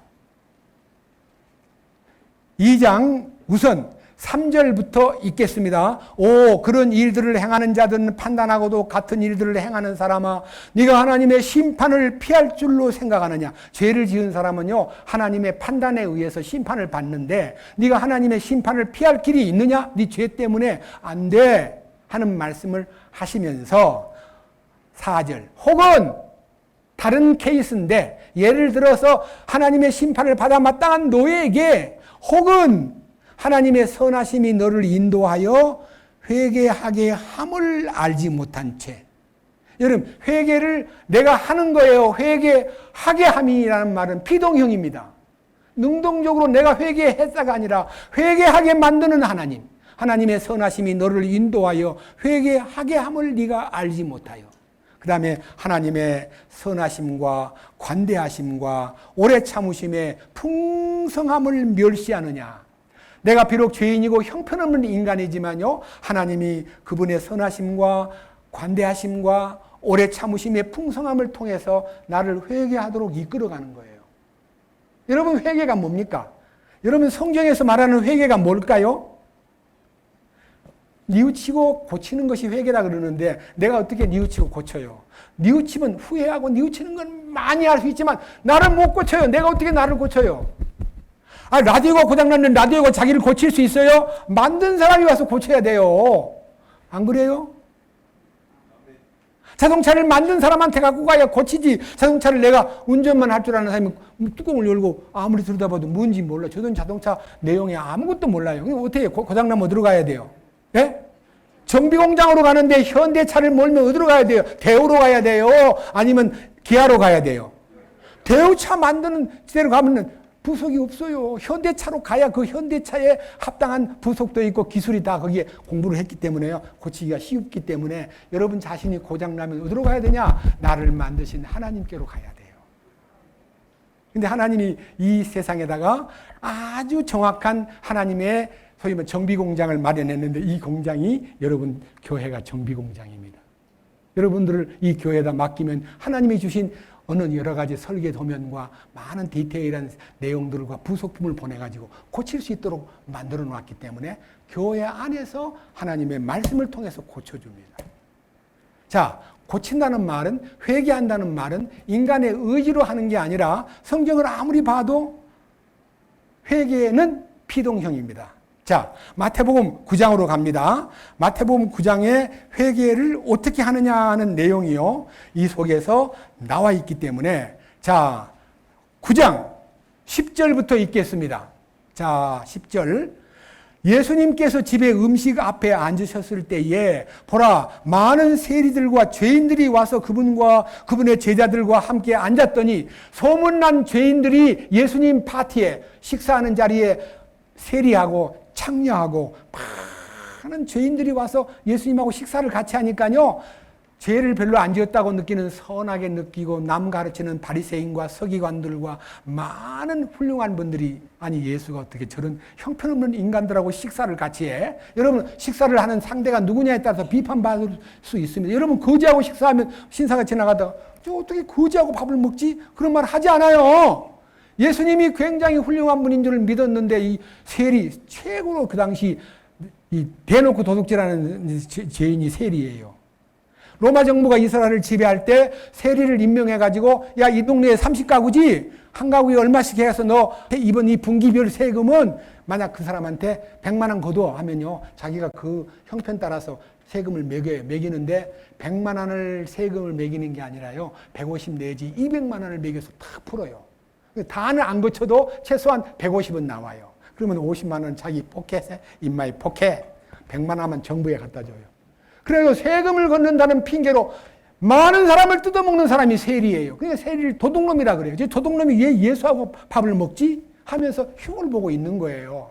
그 순간 예수님이, 자, 11절, 바리새인들이 그 모습을 보고 그분의 제자들에게 이르되 어찌하여 너희 선생은 세리들과 죄인들과 함께 먹느냐? 어째서 선생님은 저렇게 형편없는 인간들하고 식사를 하느냐고 항의를 하니까 예수님이 귀 건너 들으시고, 이 12절, 예수님께서 그것을 들으시고 그들에게 이르시되 온전한 자들에게는 의사가 필요 없으나 병든 자에게는 필요하니라. 건강한 사람은 나한테 올 필요가 없다. 병든 사람은 내가 필요해. 나는 오늘 병든 사람을 위해서 세상에 왔어. 죄인을 위해서 내가 왔지 의인을 위해서 세상에 온 거 아니야 하시면서 밑에 13절, 예수님이 이 땅에 오신 목적이 되어 있습니다. 뭐라고 되어 있습니까? 오직 너희는 가서 내가 긍휼을 원하고 희생물을 원치 아니하노라 하는 말씀이 무슨 뜻인지 배우라. 무슨 말이냐? 예수님이 너희들이 희생물 바치는 걸 내가 바라는 게 아니고 긍휼을 원합니다. 불쌍히 여겨주세요. 저는 죄인이에요 하는 그런 사람 만나면 내가 즉시 도와준다. 나한테 바치는 것을 원하는 사람은 난 받지 않는다. 희생물을 바치려고 대드는 사람은 거절하고 자기를 긍휼히 여겨주십시오. 나는 죄인입니다. 나는 형편없는 인간입니다. 라고 긍휼을 구하는 사람에게 주님이 뭐라 그랬어요? 나는 의로운 자들을 부르러 오지 아니하였고 죄인을 불러 뭐하러 왔어요? 회개하게 하려고는 비동형이에요. 회개하게 하려고. 회개를 누가 시켜요? 주님이 회개시키는 거예요. 아까 말했잖아요. 양을 잃어버렸는데 양이 주인을 찾아요. 주인이 양을 찾아요. 하나님은 아들 예수님을 이 땅에 보내서 죄인을 찾으러 오신 거야. 누가 주님에게 발견되느냐? 울부짖고 제가 여기 계곡에 처박혀 있습니다 라고 이쁘나 그랬더니 저 아래서 하고 소리 지르는 그 양을 건져가지고 어깨에 메고 집에 돌아와 이와 같이 죄인 하나가 회개하면 하나님 앞에 기쁨이 된다 그랬어요. 자, 회개의 정의를 정확하게 알려드리겠습니다. 사도행전 10장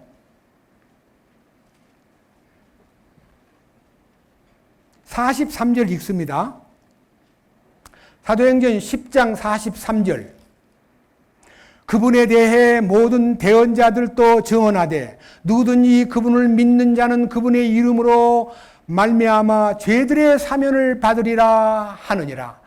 베드로가 아직 이 말을 할 때에 성령님께서 말씀을 들은 모든 사람에게 임하심에 할례자들에 속한 자들로서 믿는 자들 곧 베드로와 함께 온 자들이 이방인들이 위에도 성령님을 선물로 부어주시는 것으로 인해 다 놀라니 이는 이방인들이 타 언어들로 말하며 하나님을 크게 높이는 것을 그들이 들었기 때문이더라. 이에 베드로가 응답하여 이들이 우리와 마찬가지로 성령님을 받았으니 누가 물을 금하여 이들의 침례를 받지 못하게 하겠느냐 하고 그들에게 명령을 하여 주의 이름으로 침례를 받게 하니라. 그 다음 11장 1절. 유대에 있던 사도들과 형제들이 이방인들도 하나님의 말씀을 받았다는 것을 들었더라. 그 다음에 이제 이 얘기는 설명을 올리겠습니다. 이방인 전도가 됐을 때에 이방인들이 구원받았을 때에 유대인들은 이방인하고 접촉하는 거, 만나는 거, 음식을 같이 나누는 걸 금하던 시대였습니다. 아니 베드로가 이방인한테 가가지고 먹고 자고 했대 하고 이방인을 만난 베드로를 부정한 인간으로 막 욕을 하고 대드니까요. 베드로가 차근차근 설명을 하면서 이 11장 내용에는요. 이방인을 만나게 된 하나님의 명령을 설명하면서 말씀을 다 전해주고 나니까요. 그 유대인들이 항의하다가 하나님이 이방인들에게도 생명 얻는 회개를 주셨구나 하고 그들이 모든 베드로를 향한 시비가 끝난 얘기가 11장 자 14절부터 봅니다. 11장 14절. 그가 네게 말씀들을 전하리니 그 말씀들을 너와 내 온 집이 구원을 받으리라 하였음을 알리니라. 내가 말을 시작할 때에 성령님께서 그들 위에 임하심에 마치 처음에 우리에게 임하신 것 같이 하시더라. 그때 내가 주의 말씀 곧 그분께서 이르시기를 참으로 요한은 물로 침례를 주었으되 너희는 성령님으로 침례를 받으리라 하신 것을 기억하였노라. 그런즉 하나님께서 주 예수 그리스도를 믿은 우리에게 주신 것과 같은 선물을 그들에게도 주셨으니 내가 무엇이기에 하나님을 거역할 수 있겠느냐 이렇게 말했어요. 이 말이 뭔 말이냐면요. 유대인들이 구원받은 것도요, 하나님의 은혜로 선물을 받은 거예요. 구원은 선물이에요. 선물은 돈 주고 사요. 빌어가지고 받는 것이 선물이에요. 거저 주는 거예요. 여러분 선물 받은 적이 있는데, 만약 선물 준 사람이 선물을 이렇게 주면서, 봐줘. 고마워. 그랬더니 돈 내놔. 그럼 뭐예요? 선물 아니잖아요. 돈을 달라 그러면. 아무것도 안 받고 그냥 공짜로 주는 것이 선물이에요. 자, 하나님께서 회개의 선물을 공짜로 주시는 거예요. 밑에 보세요. 자, 11장 18절. 자세히 들어보세요. 그들이 항의하던 그들이 이 말을 듣고는 잠잠하고 하나님께 영광을 돌리며 이르되 그러면 하나님께서 이방인들에게도 뭐를 주셨다고요? 다시 크게 뭐를 주셨다고요? 생명을 얻는 것이 회개예요. 여러분, 생명을 얻는 것이 회개예요. 이 인간은 다 생명을, 하나님의 생명, 육체의 생명을 말하는 거 아닙니다. 육체의 생명은 그냥 생명이고요. 하나님의 생명은 하늘에 속한 생명, 영원한 생명, 헬라 말로 조에라, 조의 생명을, 영원한 생명, 하늘에 속한 생명을 선물로 받는 것이 회개예요. 생명에 이르는 회개를 어떻게 해요? 주셨다. 그럼 어떻게 하면 돼요? 받으면 되는 거예요. 그러니까 성경에요. 생명에 이르는 회개를 주시는 분은 하나님이시고 우리는 그 선물을 받을 권리를 받고 태어난 거예요. 하나님이 그 권리를 인간에게 부여한 거예요. 저도 선물을 받았어요. 자, 이 놀라운 생명을 얻는 회개가 하나님으로부터 내려오는데 이 회개를 어떤 사람이 받느냐? 아까 말한 대로 길을 잃어버린 상태에서 자기를 찾는 음성을 듣고도요, 가만히 엎드려 있으면 양이 거기 있는지 모르고 그냥 지나가 버려요. 근데 소리를 지르니까 저기 양이 있구나 하고 내려가서 구해내듯이 여러분, 주님이 여러분 찾는 소리를 듣고 여러분이 뭐라고 하면 돼요? 주여, 제가 여기 있습니다. 주여, 내가 여기 사망의 음침한 골짜기에 있나이다. 이렇게 자기 소재지를 밝히면요, 주님이 즉시 그를 생명으로 이끌어주는데 이 생명 얻는 방법을 말씀을 드리겠습니다. 자세히 들어보세요. 요한복음 5장 24절 내가 진실로 진실로 너희에게 이르노니 내 말을 듣고 나 보내신 이를 믿는 자는 영원한 생명을 얻었고 심판에 이르지 아니하나니 사망에서 생명으로 옮겼느니라. 사망이 멸망받을 수밖에 없는 죄의 구렁텅이에서 생명으로 옮겼느니라. 진실로 진실로 너희에게 이르노니 죽은 자들이 하나님의 음성을 들을 때가 오나니 곧 이때라. 듣는 자는 살아나리라. 듣는 자는 살아나리라. 여러분, 하나님이 세상을 창조할 때 뭘로 창조했습니까? 말씀으로. 뭐라 그랬어요? 혼돈과 공허와 기품이 깔려있는 이 우주 속에 빛이 있으라 하심에 빛이 있었고 그 빛이 하나님 보시기에 좋았더라. 이는 첫째 날이니라. 하나님이 빛을 만들 때 뭘로 만들었어요? 말씀으로. 우리를요, 빛으로 인도하는 것도 말씀으로 우리를 인도하는 거예요. 자, 저는요, 제가 성경을 전하면서 가장 제 마음에서요, 너무너무 감사하고 눈물을 흘리면서 본 성경 구절이 하나 있는데 소개해 드리겠어요. 이사야 43장 25절이에요. 제가 이 말씀을 보면서 한없이 주님에게 감사드리고 눈물을 흘린 것이 있었는데요. 이사야 43장 25절입니다. 저는 이 말씀을 보고 너무너무 감사해가지고 주님 고마워요. 너무너무 감사합니다. 25절 43장 25절 나 곧 나는 이분이 누구예요? 하나님이에요. 나 곧 나는 내 자신을 위하여, 그러니까 하나님이 우리를 용서하고 구원받게 하는 것은 누구 때문이에요? 아니, 여러분, 양을 잃어버리면 주인이 어때요? 손해봐야 주님 손해본 것이요. 잊어본 거 그냥 모른 척 해버리면 돼. 99마리가 있으면 돼. 그걸로 만족하는 것이 아니라 자기를 위해서 그 양을 찾는 거예요. 하나님이 나 곧 나는 내 자신을 위하여, 그 어떻게 해요? 네 죄를, 범법들을 지워버리는 자니. 이 옛날 성경에는 도말하는 자니, 도말. 발을 돋자 없앨 말자. 발라서 없애버려요. 피를 발라서 죄를 지워버려요. 네 죄를 지워버리는 자니 내가 네 죄들을 뭐하리라? 기억하지 않겠대요. 너의 죄 흉악하나 기억도 안 하시네. 제 과거가 험난하고 죄가 많고 정말 형편없이 더러운 저를 주님이 구원시키면서 나 곧 나는 나를 위하여 네 허물을 도말하는 자니 네 죄를 기억지 않으마 하는 말씀을 듣고요. 하나님이 나를 위해서 구원해 준 줄 알았더니 하나님 자신을 위해서 나를 구원하다니. 하나님 아버지 정말 고마워요. 자, 아들 둘이가 있었는데 막내 아들이 아버지 보고 아버지 아버지 죄송합니다. 돌아가시면 물론 유산을 줄 줄 알지만 살았을 때 유산을 주면 좋겠네요. 그랬더니 아버지가 이 자식이만 내가 죽은 후에 저 재산을 나눠주든지 하지 무슨 살아있는 나를 보고 재산을 달라 그래. 그러니까 하면서 꾸짖는 게 아니라 그래 네가 원하면 주지 하고요. 큰아들까지 불러가지고 재산을 나눠주었어요. 근데 이 둘째 아들이 그 받은 유산을 싸가지고 다른 나라로 이민 가버렸어요. 돈 싸가지고. 아버지 마음이 얼마나 아프겠어요. 저놈이 돈 믿고 나가는구나 싶어가지고 말리지도 못하고 가만히 보고 있었는데요. 아버지 외국 가가지고 성공하고 오겠습니다. 모험 삼아 제가 갈 테니까 기다려 주십시오 하고 갔는데요. 소식도 없고 전혀 어떻게 된지도 모르고 있는데요. 수년이 지나가지고 아들을 내보낸 아버지는 그 아들에게 자유를 준 거는 맞지만 그놈이 어떻게 됐나?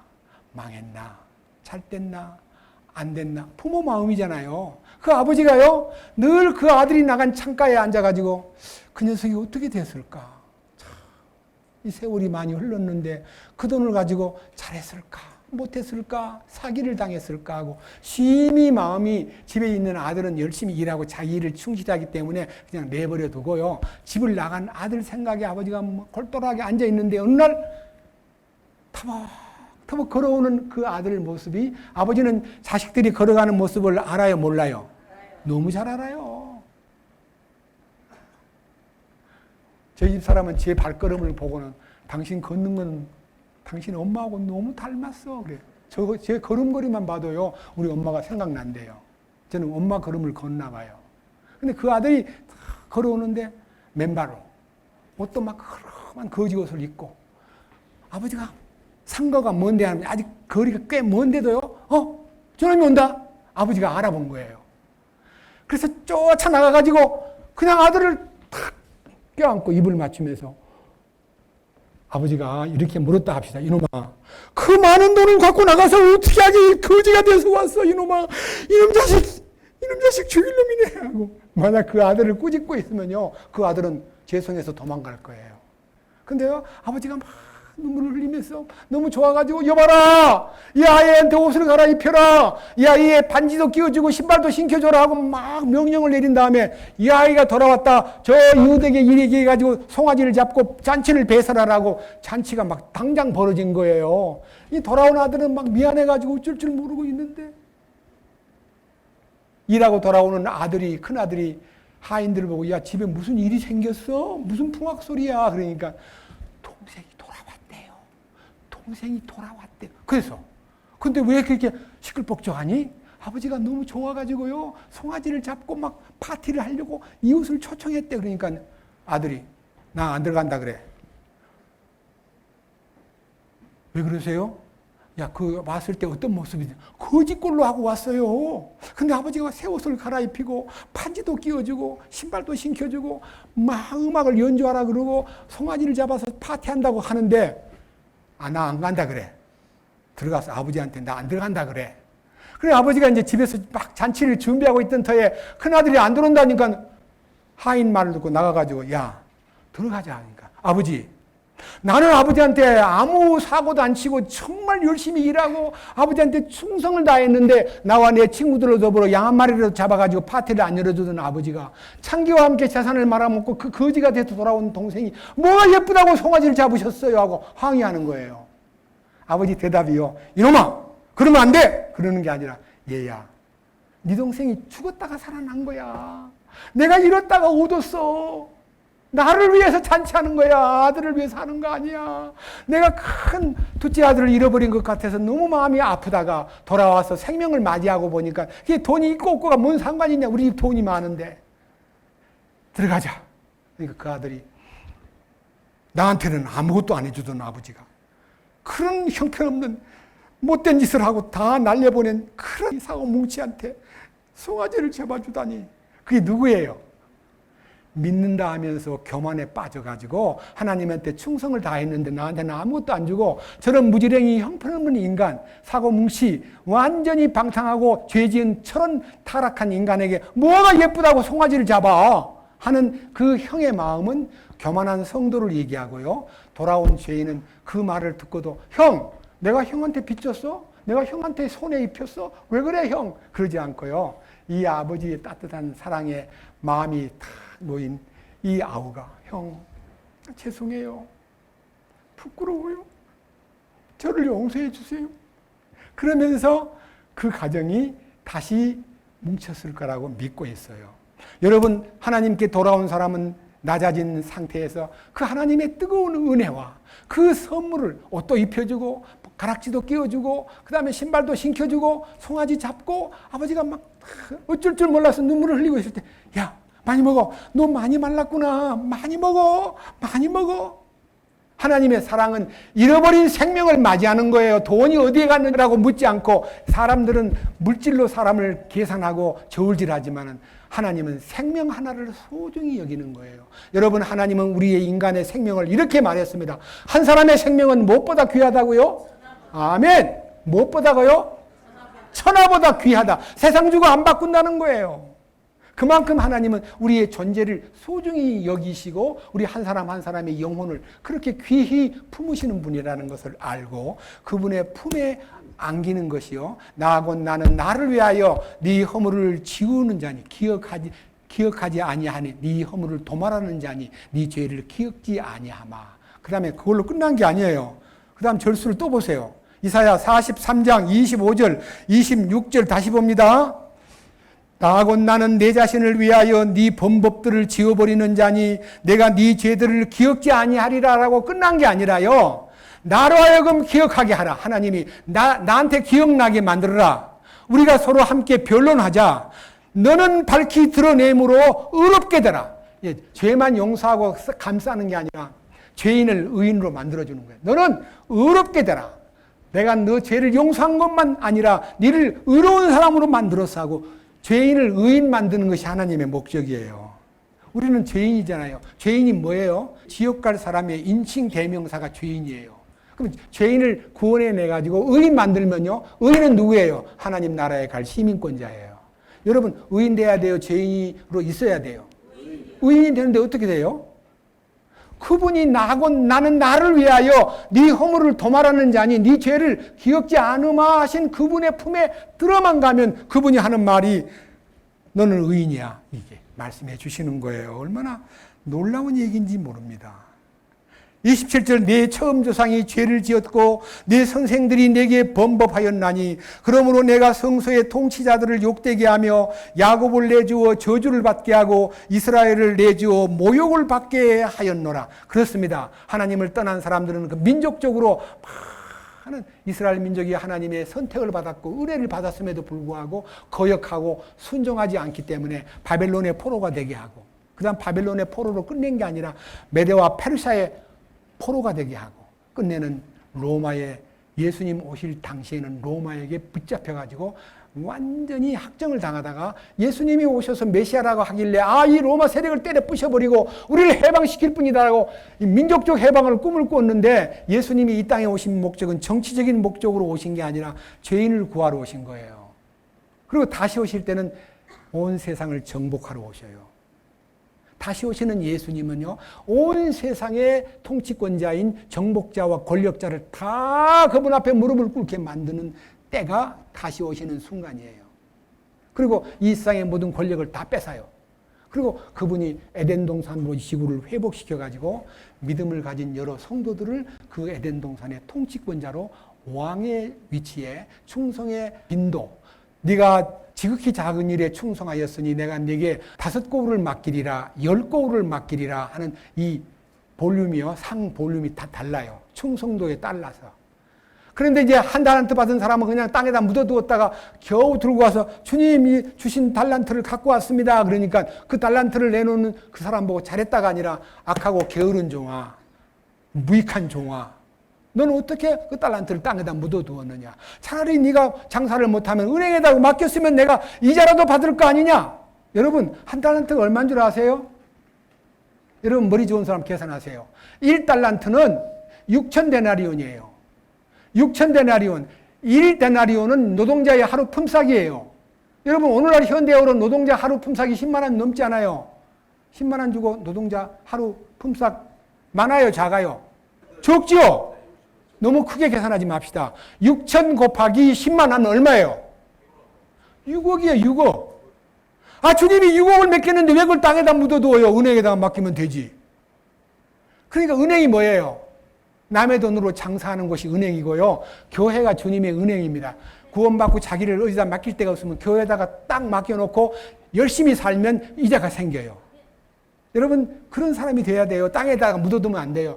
예수 믿고 구원받았다면서 혼자서 성경만 보고 혼자서 막 열심히 사는 사람 많아요. 굉장히 잘하는 것 같지만 주님이 게으른 종, 악한 종이라고 나중에 상이 전혀 없는 사람이 돼요. 제발 여러분 자신이 구원받은 사람이라면 이 구원받은 성도들이 함께 교제하고 주님이 두세 사람이 내 이름으로 모인 곳에 나도 그들 중에 있다고 하신 놀라운 주님의 손길 아래 한 마음을 갖고 살아야 주님 앞에 섰을 때 내가 많은 이익을 못 남겼어도 은행이라는 교회 가운데 나를 맡기면요, 이자라도 나는 받게 되고 주님이 잘했다는 말을 듣게 돼요. 충성합시다. 너무너무 사랑하는 주님이기 때문에 저는요, 제가 너무너무 놀랍게도 주님의 은총을 깨닫고 십자가의 연합을 깨닫고 나서 제가 눈물을 흘리면서 솔직히 제가요 2000년 7월 달에 십자가의 연합을 깨달았어요. 1966년도에 죄사함을 받은 사람인데 죄사함 하나만 알고 30년을 달려왔는데 이게 주님께서 부족한 것을 보시고 저를 깊은 계곡에 던져가지고 저로 하여금 주님 앞에 진정으로 회개하도록 만들어서 아무도 저를 접근하지 못하도록 주님이 접근 금지령을 내려가지고 저 홀로 4년을요 아무 일도 못하고 아무 사람도 못 만난 상태에서 울부짖으면서 기도하던 끝에 주님이 저에게 회개의 영을 불어넣어가지고 십자가의 연합을 깨닫게 해주심으로써요 제가 비로소 2000년 7월달 만 57살 때 57살 때 십자가 연합을 깨닫고 눈물을 흘리면서 주님 나는 내일 모레면 환갑인데 죄송해요. 젊은 날 그 좋은 세월을 제 의를 가지고 주님께 충성한다고 교만을 떨고 위선자로 살았더랬는데 이제 어떻게 하면 좋아요? 저는 너무 늦은 거 아니에요? 하면서 막 울부짖으면서 슬퍼하면서 주님 뜻대로 하세요. 저는 순종하고자 하는데 너무 늙어서 이제 쇠해져가는 저를 어떻게 하실래요? 하고 막 제가 늦게 이제 이 일을 깨달은 것을 놓고 애통해 하니까요. 주님이 저한테 힌트를 주는데 뭐라는 거야? 야야. 모세는 80살 때 불러다가 내가 120살 먹을 때까지 써먹었거든. 넌 늦다고 그러지 마. 충성해. 해서 알았습니다. 주님, 이 몸이 쇠할 때까지 복음을 위해서 충성할게요. 제게 힘 주신다면 끝까지 죽을 때까지 말씀을 전하다가 주 앞에 설게요 하고 서원을 했기 때문에 80살이 넘어도 설교를 하고 있는 거예요. 제가 주님 앞에 서원을 한 거예요. 죽을 때까지 강단에 서서 외치다가 죽겠습니다. 힘이 없고 말이 헷갈리고 입이 안 열어지면 못하지만 주님이 건강을 주시고 제 입을 열어주시고 제 뇌를 쇠하게 안 하고 제 눈을 성경 볼 수 있는 눈을 제대로 유지만 해주신다면 저는 충성하겠습니다는 서원을 했기 때문에 지금 25년 동안 주님 앞에 서원대로 충성을 하고 있습니다. 여러분 저처럼요 그건 주님과의 만남을 통해서 서원을 하고 주님의 응답을 받았기 때문에 저는 물론 여러분들이 저를 위해서 너무 많이 기도하시는 걸 알기 때문에 제가 이렇게 사고를 당해서 이마가 까졌어도요 제 마음은요 이 모습으로 어떻게 서 사람들한테 창피하게 물어보면 뭐라고 얘기해. 아니 왜 그렇게 길에 넘어져요? 아니 왜 그래요? 하고 물을까 봐 창피하다고 느낀 것도 있지만요 저는 용기를 내가지고 이렇게 이마가라상으로 이마에 뭘 붙이고도 설교를 하고 있는 거예요. 왜? 여러분을 사랑하니까. 여러분을 회개하도록 만드시는 분이 계시니까. 하나님의 선하심과 인자하심과 오래 참으심의 풍성함으로 우리를 회개하도록 이끄시는 그 손길이 생명을 얻는 것이 회개인데 생명 얻는 일에 여러분들이 함께 이 축복의 선물을 받게 하기 위해서 저는 오늘 영원한 속죄에 대한 얘기를 하려고 회개에 관련된 얘기를 했는데 회개는 하나님이 원하시는 거예요. 베드로후서 1장 보고 여러분 끝내겠습니다. 베드로후서 3장. 베드로후서 3장. 자, 이제 세상에 대한 얘기가요. 여러분들에게 굉장히 중요한 이슈인데요. 주님이 오실 때가 너무 임박했는데 이 주님 오심에 대한 임박성을 강조하면서 하나님이 회개를 요구하시는 말씀이 3장 1절부터 있는데 시간이 없기 때문에 자, 3절부터 읽습니다. 3장 3절. 먼저 이것을 알라. 곧 마지막 날들에 비웃는 자들이 와서 자기들의 정욕을 따라 걸으며, 그러니까 마지막 날에 점점 사람들이 악해지면서 예수님 오시는 것을 빙자해가지고 비웃는데 뭐라고 비웃냐면요. 야, 예수님 다시 온다고? 우리 할아버지도 옛날 곧 온다 했는데 아직도 안 왔거든? 그리고 1992년도에 한국에서 부도가 나버렸어. 온다고 막 떠들던 사람이 심지어는 미국의 CNN 방송까지 방송 기자들이 한국에 92년도 10월 28일 날 휴거가 된다고 예수님 곧 온다고 와서 막 촬영을 하려고 다 대드는데 12시가 돼도 안 와요. 그래서 떠들던 담임 선교회나 많은 사람들이 슬금슬금 도망을 가버려요. 지금은 어디에 있는지 모르지만 그 일 이후부터 휴거 얘기만 하면 이단이라 그래요. 무슨 놈의 예수님이 곧 온다고 하더니 다 붙어놨어. 안 와. 못 와. 없어. 이렇게 조롱하는 사람들이 생긴다는 얘기라 여기 3장 1절 제목이 재림을 조롱하는 자들이 나타난다는 때가 지금 이때입니다. 그 다음 밑에 보세요. 자, 4절 이르되 그분께서 오신다는 약속이 어디 있느냐? 조상들이 잠든 이래로 모든 것이 창조의 시작 이후부터 있었던 것 같이 그대로 계속되고 있다. 야, 무슨 소리 하고 있는 거냐? 만상이 그대로 유지대가 되고 있는데 무슨 예수가 온다고 그래? 그런 헛소리 하지 마. 하고 예수님의 다시 오심을 조롱하는 자들이 많아지리라고 했는데 그 다음 뭐라 했어요? 5절 그들은 이 사실 즉 하나님의 말씀으로 말미암아 하늘들이 옛적부터 있었고 또 땅이 물에서 나와 물 가운데 서 있는 것을 일부러 알려하지 아니하느니라. 그것으로 말미암아 그때 있던 세상은 물의 넘침으로 멸망하였으되 노아의 때와 같이 물 심판이 있었지만은 그 말이에요.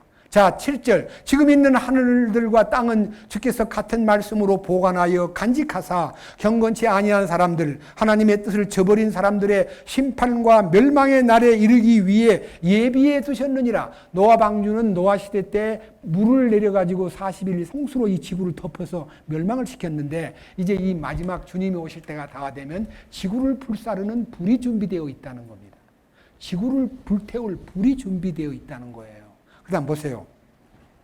8절 그러나 사랑하는 자들아 주께는 하루가 1000년 같고 1000년이 하루 같다는 이 한 가지 사실에 대하여 무지한 자가 되지 말라. 주께서는 자신의 약속에 대해 어떤 사람들이 더디다고 생각하는 것 같이 더디지 아니하며 오직 우리를 향하여 오래 참으사 아무도 멸망하지 않고 모두 어디에 이르기를 원하신다고요?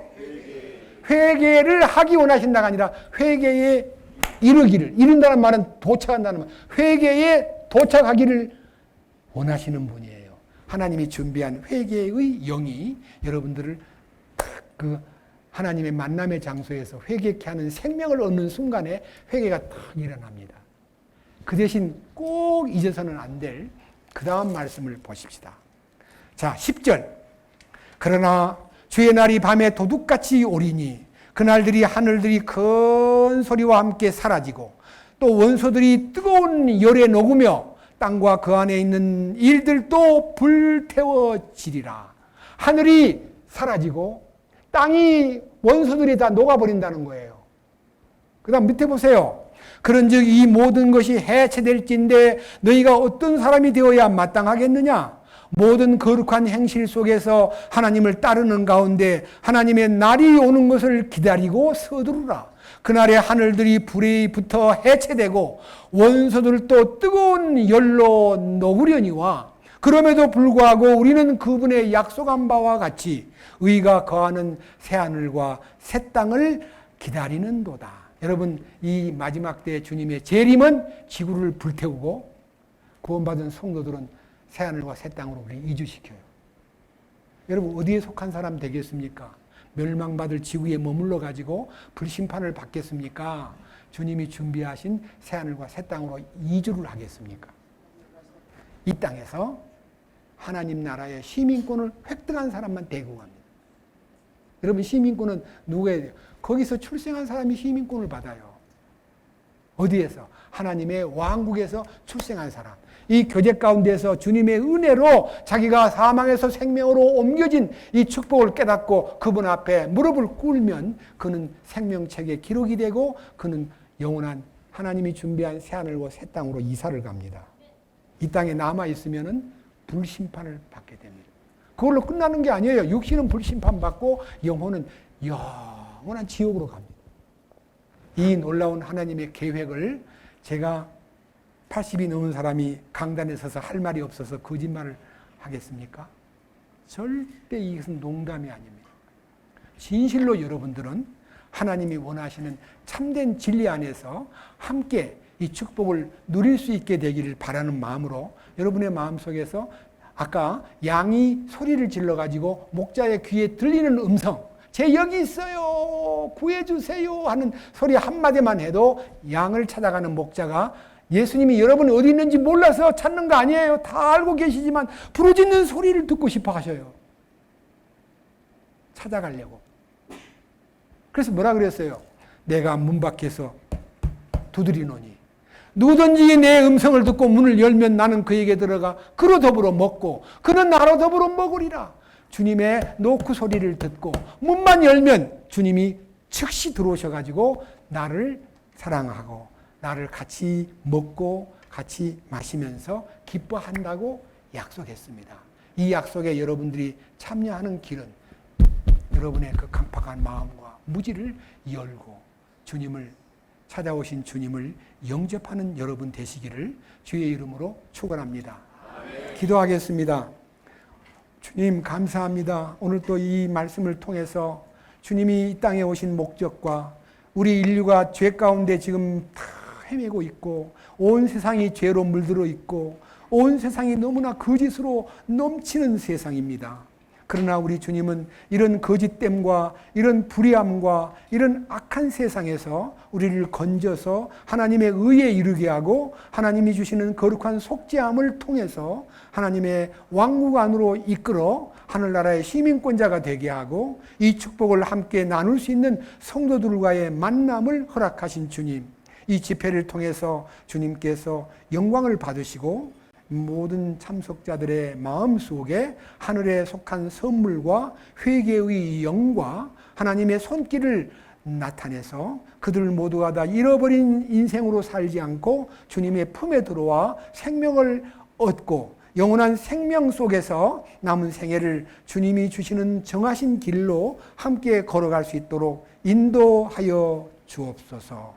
우리를 구원해 주시고 의의 길로 인도하시기를 기뻐하시는 우리 주 예수 그리스도의 이름으로 기도드렸습니다. 아멘.